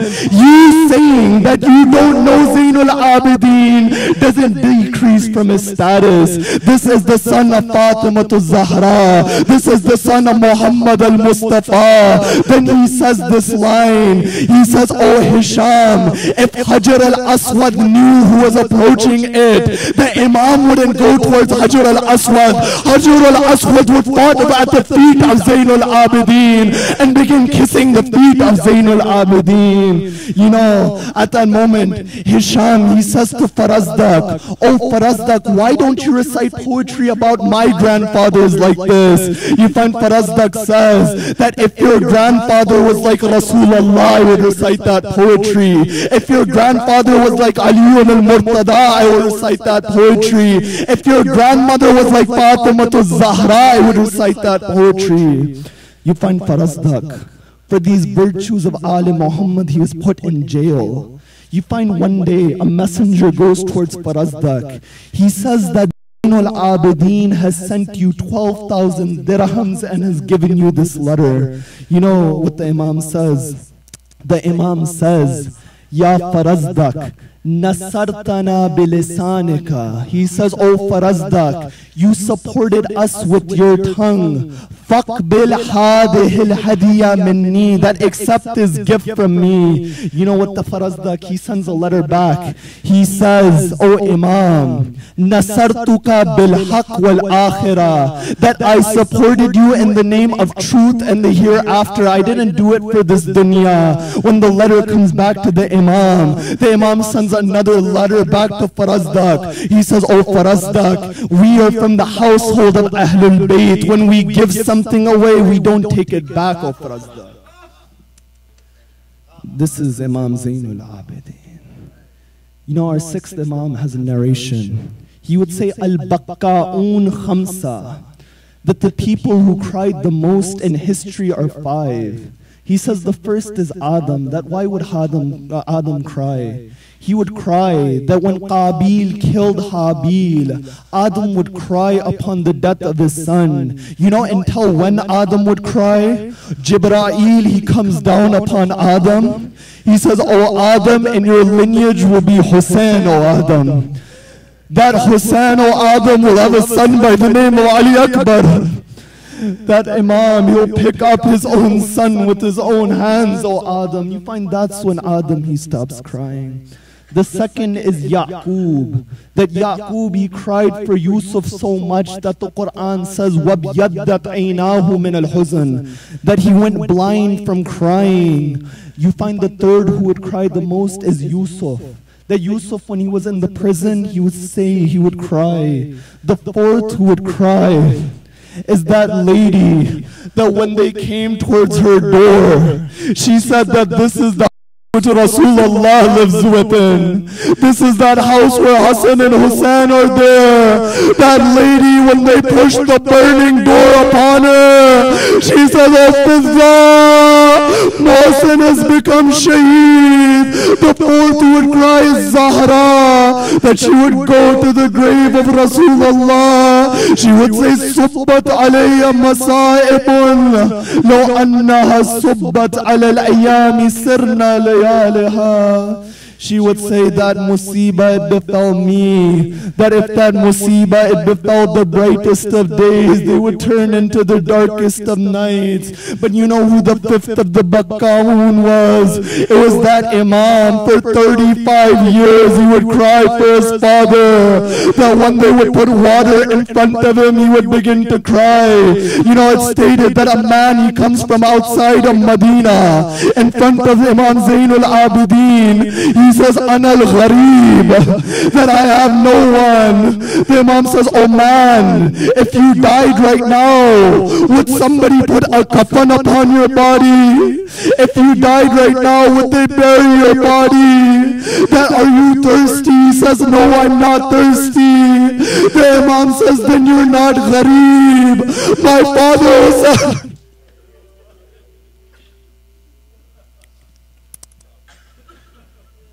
he says, my father Hussein was Gharib. This Imam, you know what is the musibah of Imam Zainul Abidin? The musibah of Imam Zainul Abidin is on the day of Ashura. The Imam, he lays in his tent unconscious. His father, he comes to the tent of Zainul Abidin.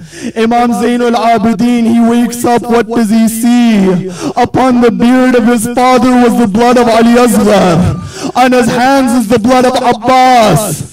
On his shirt is the blood of Ali Akbar. He looks at his father. He says, Aina Ammi al-Abbas. That where is my uncle Abbas? The Imam says, oh Sajjad, qad qutila. That Abbas has been killed. The Imam says, Aina Aliyun al-Akbar. That where is my brother Ali Akbar? The Imam says, qad qutila. Then he says, oh Sajjad, how long will you keep asking me? How long will I keep answering? Know that no one is left, either you or me from amongst the men. You know when Sayyid al-Shuhada, when he fell towards the ground, when that call it came, Ya ayyatuhan nafsul mutma'inna, at that moment Imam Zainul Abidin, he said, oh my Aunt Zainab, bring me a sword and bring me a stick. You find Sayyida Zainab says, oh my nephew Sajjad, that why do you want the sword? Why do you want the stick? You find the Imam says, I want the sword because I'll go defend my father. I want the stick because I can't stand at that moment. The Imam says, oh Zainab, son Sajjad, I haven't even begun the musibah, Sayyid al-Sajjad. That what is the musibah of Imam Zainul Abidin? The musibah of Imam Zainul Abidin, that upon the 11th of Muharram, the Imam, he sees the body of his father. And you know how wounded the body of Sayyid al-Shuhada was? Imam Zainul Abidin, he says, there was not even the spot of a ring upon the body of my father which wasn't wounded. The moment the Imam, he sees the body of his father, the color of his face, it begins to change. The riwayat, it says that Sayyida Zainab, from the top of the camel, she makes herself fall apart. The Imam, he goes, he says, oh my Aunt Zainab, why did you do this? You find Sayyida Zainab says, oh my nephew Sajjad, I lost my brother Hussein. I lost my brother Abbas. I saw your face change in a way that I thought you would pass away. Why did your face change like this? Imam Zainul Abidin, he says, oh my aunt, what can I do? I was a son looking at the wounded body. Imam Zainul Abidin, he goes from Kufa to Sham. His hands are tied, his feet are tied. Upon his neck is a chain. You know how wounded the body of Imam Zainul Abidin was? That when Imam Muhammad al-Baqir was giving the ghusl towards Imam Zainul Abidin, Imam Muhammad al-Baqir, he stops the ghusl and he begins to cry. He says, oh my father, how did Shimar whip your back? That these marks... You know, there's only 3 people in the history of Ahlul Bayt that the one doing the ghusl stopped the ghusl. The first was Amir al-Mu'mineen when he was doing the ghusl of Zahra. When he went across the broken rib of Zahra, he fell upon the ground. The second was Sayyida Zainab when she was doing the ghusl of the 3.5-year-old girl within the prison of Sham. The third was Imam Muhammad al-Baqir. Listen to a few lines of Musibah. You know, it's stated that when Imam Zainul Abidin was upon his deathbed, Imam Muhammad al-Baqir, he sits on the chest of Imam Zainul Abidin. Imam Zainul Abidin, he begins to cry. Imam al-Baqir, he says, "Oh my father, why are you crying?" The Imam says, "Oh my son Baqir, at this moment you are sitting upon my chest. When my father Hussain, Shimar would sit upon the chest of my father. He would hold the beer." You find the Imam, he begins to cry. I don't have any more energy to recite. You find they take the janazah of the Imam towards Jannatul Baqi. When they take the body of the Imam towards Jannatul Baqi, Imam Muhammad al-Baqir, he says that lay the body down gently, for the body is wounded. But I say, oh Imam Zainul Abidin, how did you bury your father upon the 13th of Muharram? That when you went, you found all of the bodies were laying over there. You went through the bodies. You fell at the body of your father. You said, "Oh my father Hussain." After you, they took the hijab of Zainab. After you, they took the earrings of Sakina. You find Banu Asad. They would come to Imam Zainul Abidin. They would ask where to bury the bodies. They bury the body of Habib ibn Madahir separately. They dig one grave for the companions. After that they say, "Oh captive, there's a body by the Furat." When we pick one half of the body, the other side it falls down. When we pick the other half of the body, the other side it falls down. The Imam, he says, "That's the body of my uncle Abbas." Oh.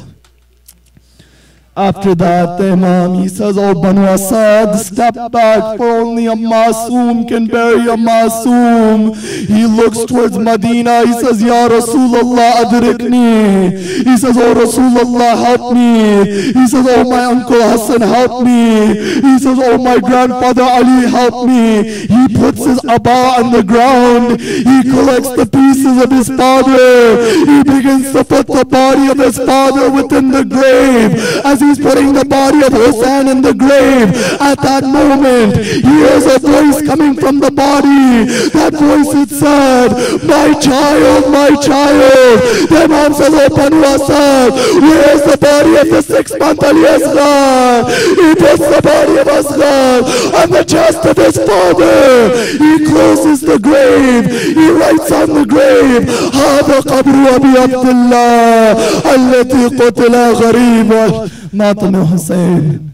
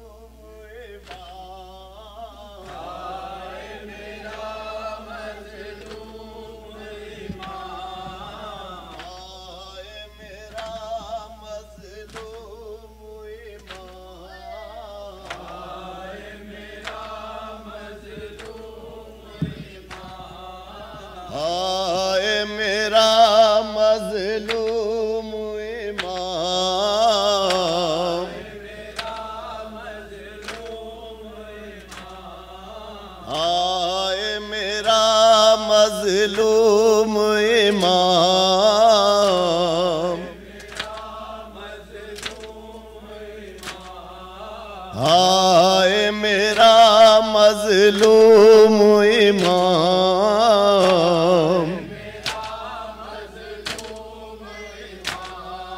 हाय मेरा मजलूम इमाम,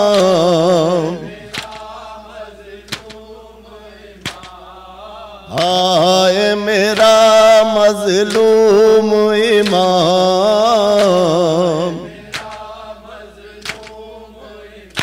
हाय मारा गया है तृष्णा काम,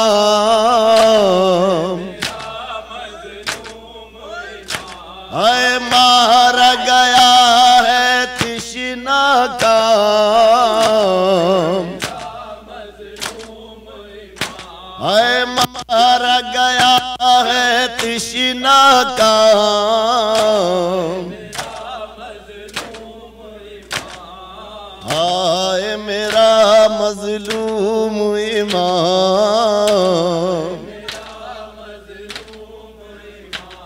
परदेस में घर लुट गया, बानों की थी फरियाद, ए सैयद सजाद। परदेस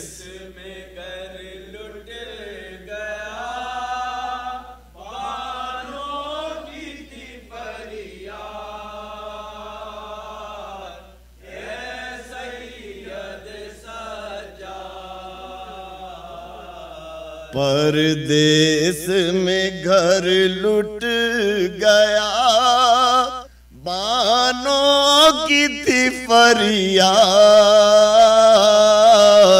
ए सैयद सजाद।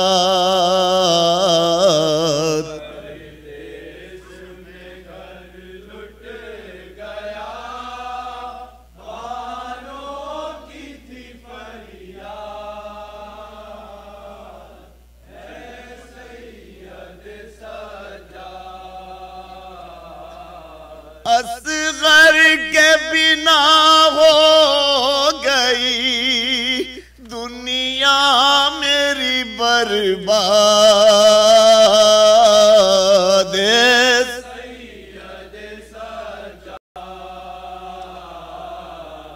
परदेस में घर लुट गया, बानों की थी फरियाद,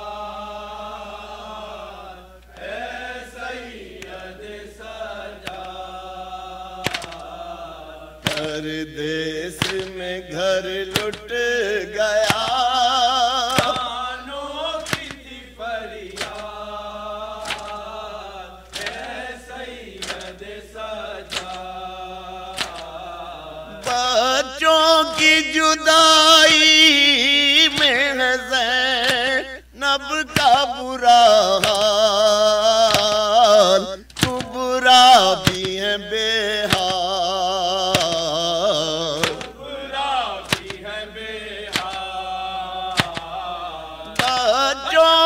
जुदाई में है ज़ैनब का बुरा हाल, कुबरा भी है बेहाल, लैला का जिगर छलनी है, परवाह भी है नाशाद,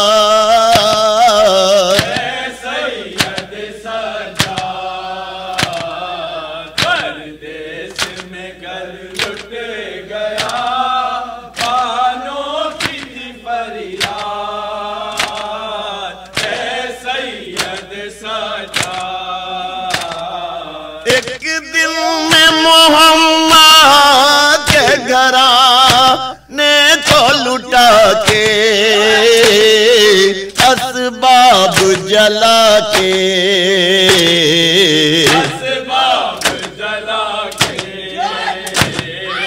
एक दिन में मोहम्मद के घराने को मिटा के, असबाब जला के, क्यों लाते हैं बाजार यारों में क्या इतरत अजदार। सैयद सजाद परदेस में घर लुट गया, कानों की थी फरियाद। सैयद सजाद परदेस में घर लुट गया, कानों की थी फरियाद। सैयद सजाद दरबार यजीदी में रसन बसा हरम है, किस हाल से हम हैं, इस हाल से हम हैं। दरबार यजीदी में रसन बसा हरम है, किस हाल से हम हैं। जुज़ शेर खुदा उसको बुला पाए इमदाद। सैयद सजाद परदेस में घर लुट गया, कानों की थी फरियाद। सैयद सजाद परदेस में घर लुट गया, कानों की थी फरियाद। सैयद सजाद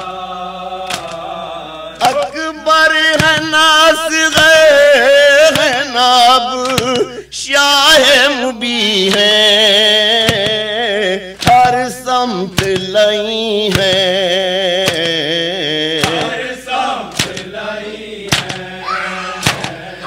अकबर है नासिग़े है नाब शाह मुबी है,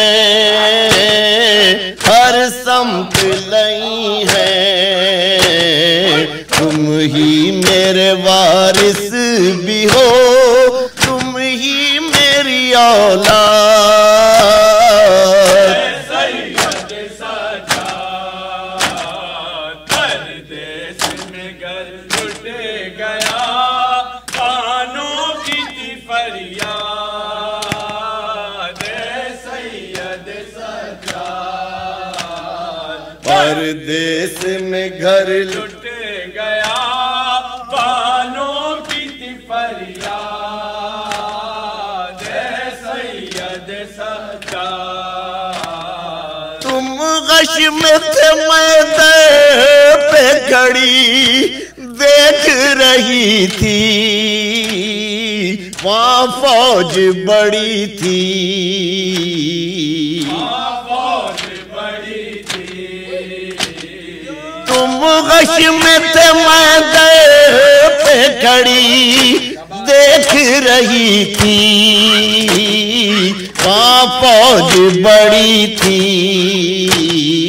किस तरह लड़े कौन मोहम्मद है मुझे याद। सैयद सजाद परदेस में घर लुट गया, कानों की थी फरियाद। सैयद सजाद परदेस में घर लुट गया, कानों की थी फरियाद। सैयद सजाद रातों को भी अक्सर जो सकी ना नहीं सोती, उठ उठ के है रोती, उठ उठ के रोती। रातों को भी अक्सर जो सकी ना नहीं सोती, उठ उठ के है रोती। आँखों में फिरा करते हो शायद सितमी जा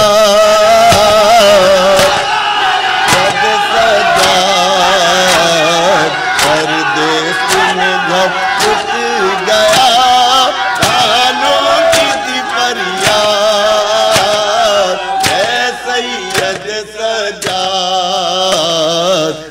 परदेस में घर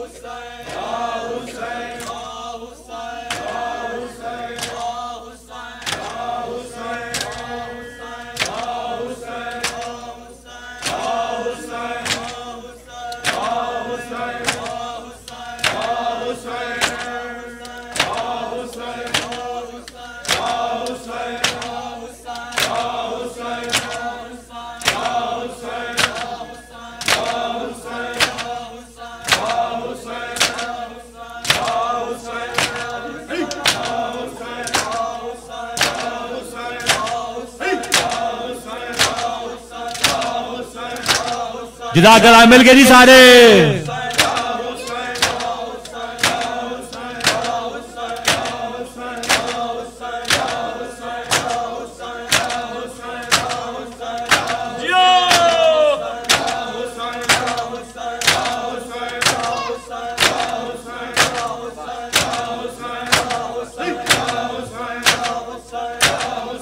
सब मिल के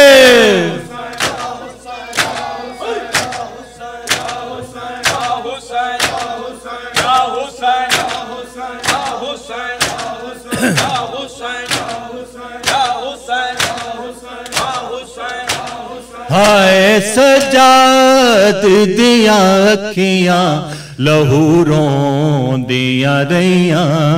हाय सजाद दिया अखियां लहूरों दिया रैया। हाय सजाद दिया अखियां लहूरों दिया रैया। हाय सजाद दिया अखियां लहूरों दिया रैया। हाय सजाद दिया अखियां लहूरों दिया रैया। हाय सजाद दिया अखियां लहूरों दिया रैया। हाय सजाद दिया अखियां लहूरों दिया रैया। हाय सजाद दिया अखियां लहूरों दिया रैया। हाय सजाद दिया अखियां लहूरों दिया रैया। हाय सजाद दिया अखियां लहूरों दिया रैया। हाय सजाद दिया अखियां लहूरों दिया रैया। हाय सजाद दिया अखियां लहूरों दिया रैया।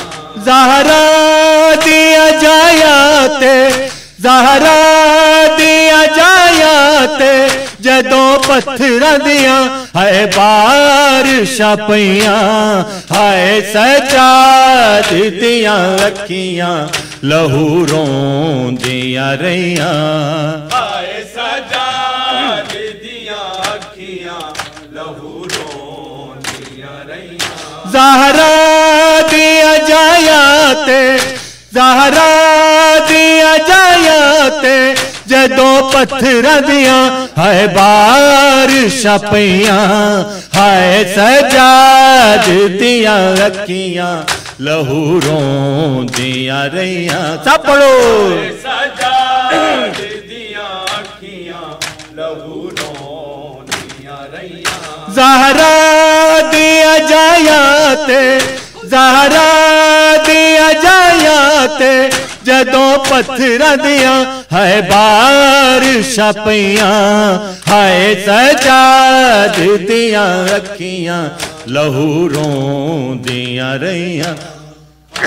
सजाद दिया अखियां लहूरों दिया रैया। हाय शाम दे बाजार दे विच आ ले नबी ते रांदे विच आले नबी ते सुटिया सी गरम पानी अते कैदियां नू संग मार दी गईयां हाय सजाद दियां अखियां लहू रोंदियां रहियां माशाअल्लाह सब मिलके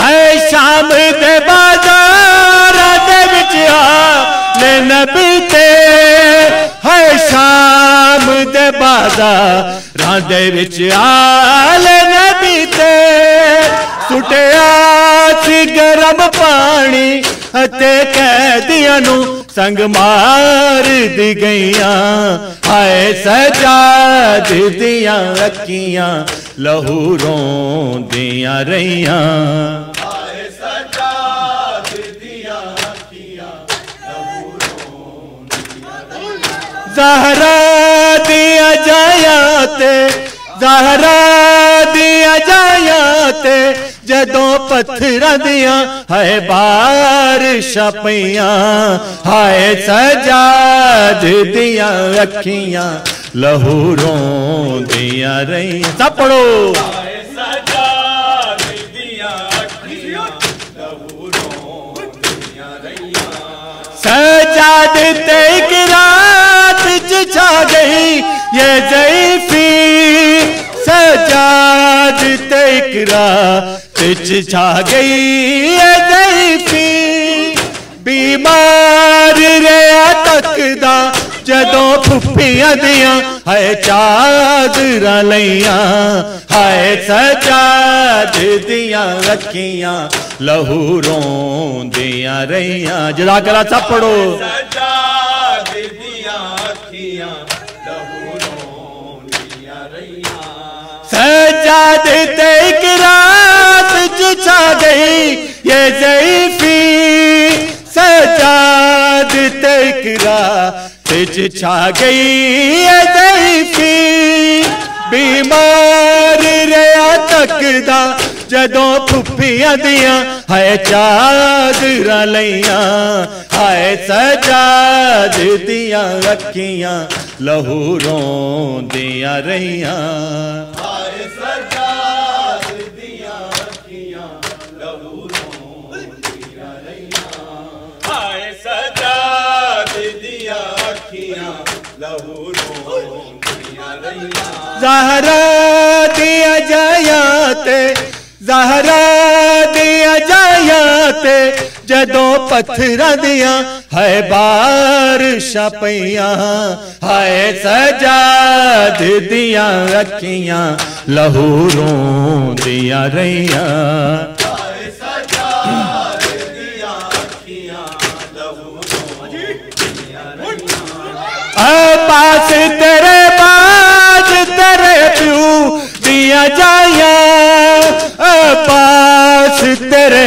बाज तेरे प्यू दिया जाया बेकफन बिरावा दिया हाय लाशा तो हिण रोंदियां गईयां हाय सजाद दियां अखियां लहू रोंदियां रहियां सब पढ़ो जी सजाद दियां अखियां लहू रोंदियां रहियां अब्बास तेरे बाज तेरे प्यू दिया जाया अब्बास तेरे बाज तेरे प्यू दिया जाया बेकफन बिरावा दिया हाय लाशा तो हिण रोंदियां गईयां हाय सजाद दियां अखियां लहू रोंदियां रहियां हाय सजाद दियां अखियां लहू रोंदियां रहियां हाय सजाद दियां अखियां लहू रोंदियां रहियां हाय सजाद दियां अखियां लहू रोंदियां रहियां या हुसैन या हुसैन या हुसैन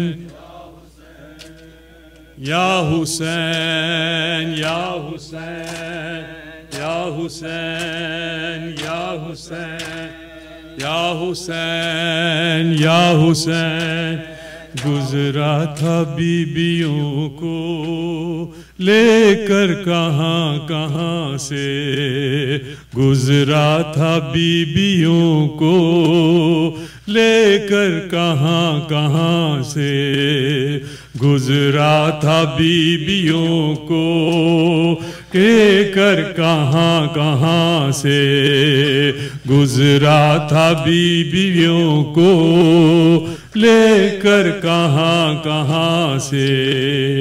आए खुले सरों पर पत्थर कहाँ कहाँ से, पूछो न सारबां से, गुजरा था बीबियों को लेकर कहाँ कहाँ से, गुजरा था बीबियों को। जज़ाकल्लाह, सब जवाब दीजिए।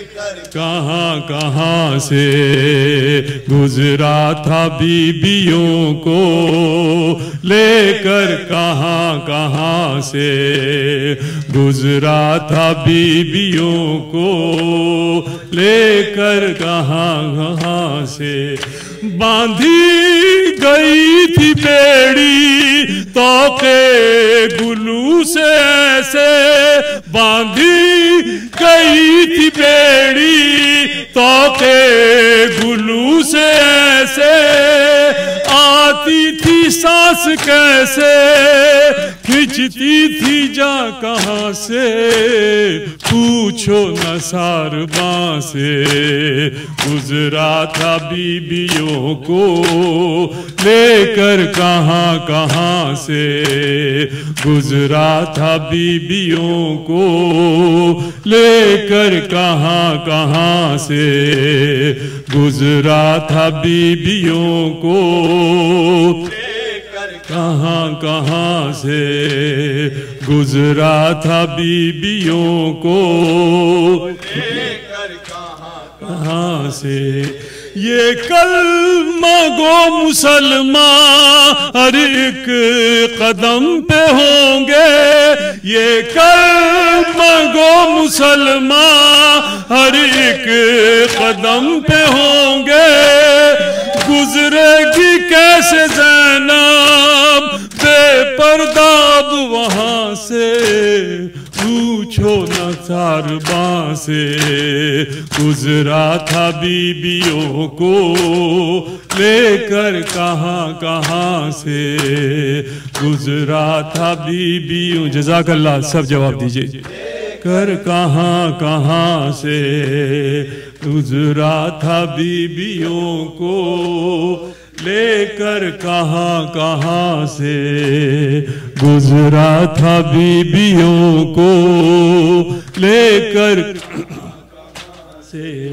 खाती रही तमाचे कानों से खून जारी, खाती रही तमाचे कानों से खून जारी, रुखसार से मिटेंगे ये नील अब कहाँ से, पूछो न सारबां से, गुजरा था बीबियों को लेकर कहाँ कहाँ से, गुजरा था बीबियों को। जज़ाकल्लाह, सब जवाब दीजिए। कहाँ से गुजरा था बीबियों को लेकर, कहाँ से गुजरा था बीबियों को लेकर, कहाँ कहाँ से। सब पर नवेद की थी जिस बार ने गिरानी, सब पर नवेद की थी जिस बार ने गिरानी, वो बार खींच लाया ये नाकवा कहाँ से, पूछो न सारबां से, गुजरा था बीबियों को लेकर कहाँ कहाँ से, गुजरा था बीबियों को लेकर कहाँ कहाँ से, गुजरा था बीबियों को लेकर कहाँ कहाँ से, गुजरा था बीबियों को लेकर कहाँ कहाँ से। या हुसैन या हुसैन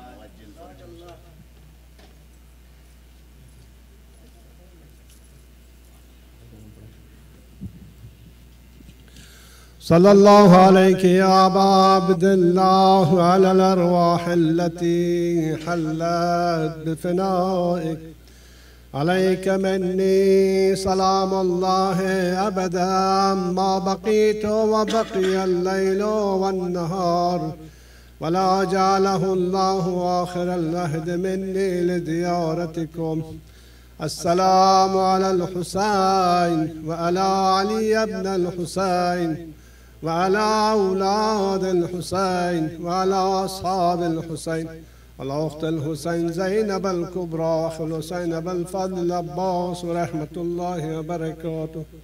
अस्सलामु अलैका या गरीब अल गुरबा, अस्सलामु अलैका या मुईन अद-दुअफा वल फुक़रा, अस्सलामु अलैका या शम्स शमूस अल-मदफून बिअर्दि तूस सुल्तान अबुल हसन अली इब्न मूसा रिज़ा व रहमतुल्लाहि व बरकातुहू।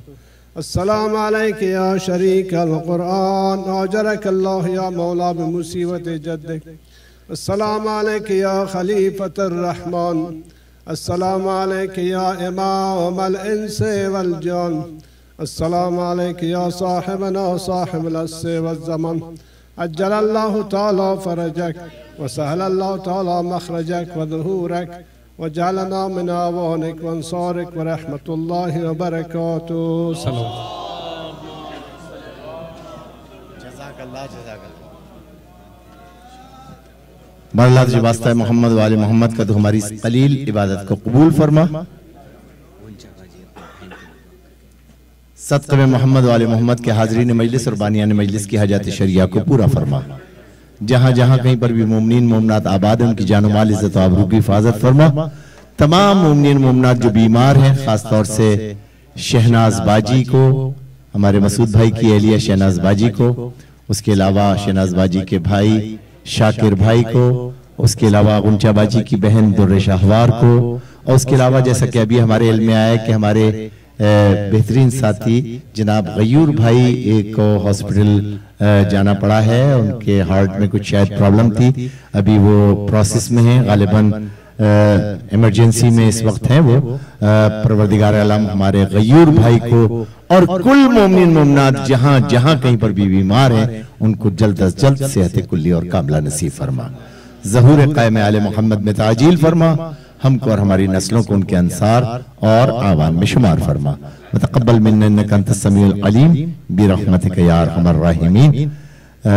एक मरतबा सूरह हमद और 3 मरतबा सूरह इखलास पढ़कर कुल मोमिनीन मोमिनात की अरवाह को, खासतौर से वो मोमिनीन मोमिनात जिनका कोई फातिहा पढ़ने वाला नहीं है उनकी अरवाह को, इसके अलावा अपने अपने आइज़ा अक़रबा, अपने अपने मिलजुल वाले अफराद, तमाम उलमाए कराम, तमाम मराज-ओ-ज़ाम, तमाम ज़ाकिरीन बैत, तमाम शुराए बैत, तमाम क़सीदा ख़ां हज़रात, तमाम नवा ख़ां हज़रात, खुसूसी तौर से आज की ये न्याज हमारे एक साथी हमारे भाई हैदर भाई की जानिब से है, उनके वालिद मरहूम सैयद मोहम्मद बाकर आब्दी इब्ने सैयद रजा हुसैन आब्दी, उनको इस सूरह फातिहा में याद रखिएगा। एक मरतबा सूरह हमद, 3 मरतबा सूरह इखलास।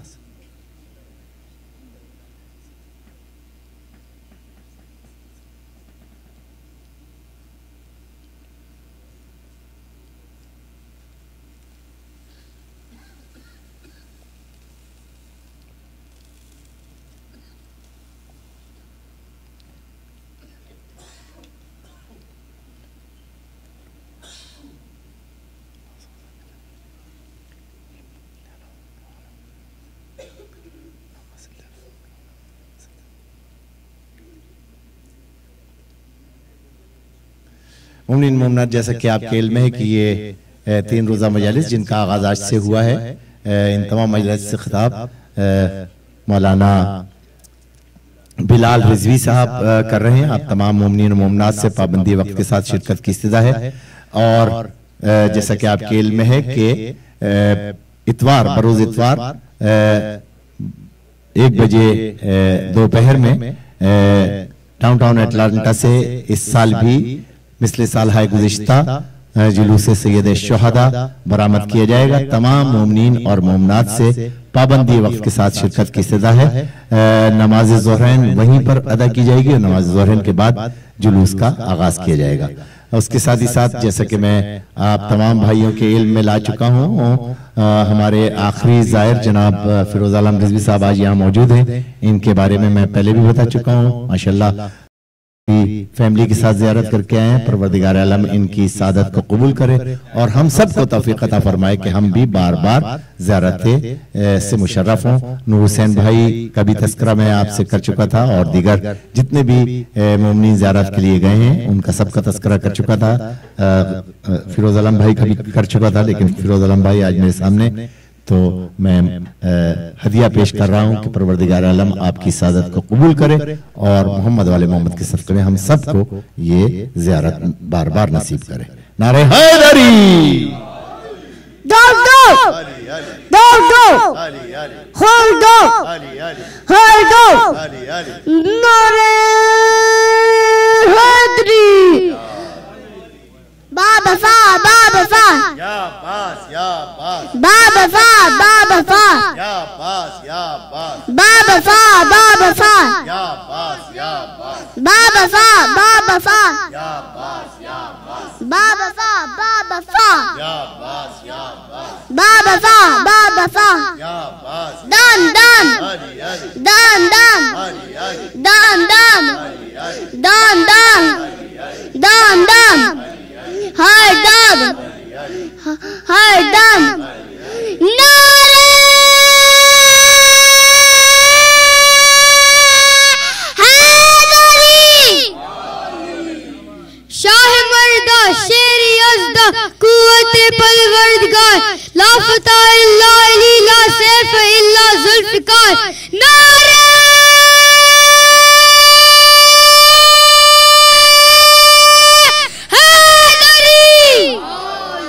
लबैक या हुसैन, लबैक या हुसैन, लबैक या हुसैन, लबैक या हुसैन, लबैक या हुसैन, लबैक या हुसैन, बेयज़ीद लानत, नारे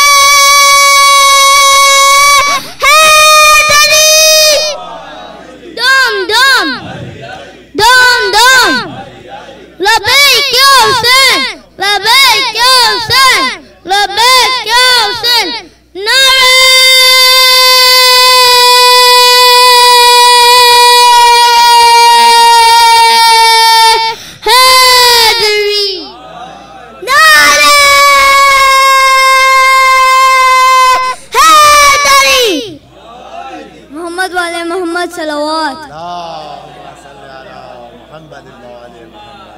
दम दम दम दम दम दम हर दम हर दम हर दम। लब्बैक या हुसैन लब्बैक या हुसैन लब्बैक या हुसैन। पढ़ो मलाना पर यजीद आनंद नारे हैदरी नारे हैदरी। लब्बैक या हुसैन लब्बैक या हुसैन लब्बैक या हुसैन लब्बैक या हुसैन लब्बैक या हुसैन।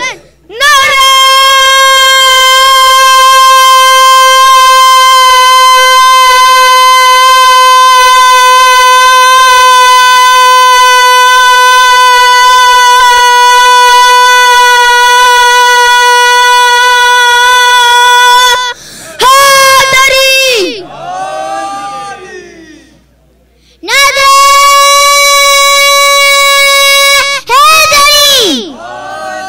लब्बैक या हुसैन लब्बैक या हुसैन लब्बैक या हुसैन लब्बैक या हुसैन लब्बैक या हुसैन। नारे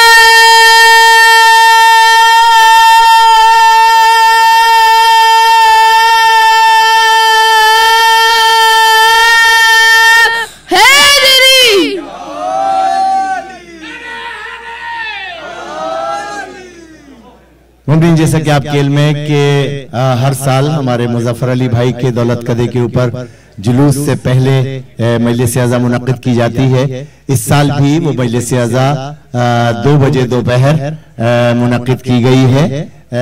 मजलिस आज़ा से खिताब मौलाना हुसैन अली नवाब साहब फरमाएंगे।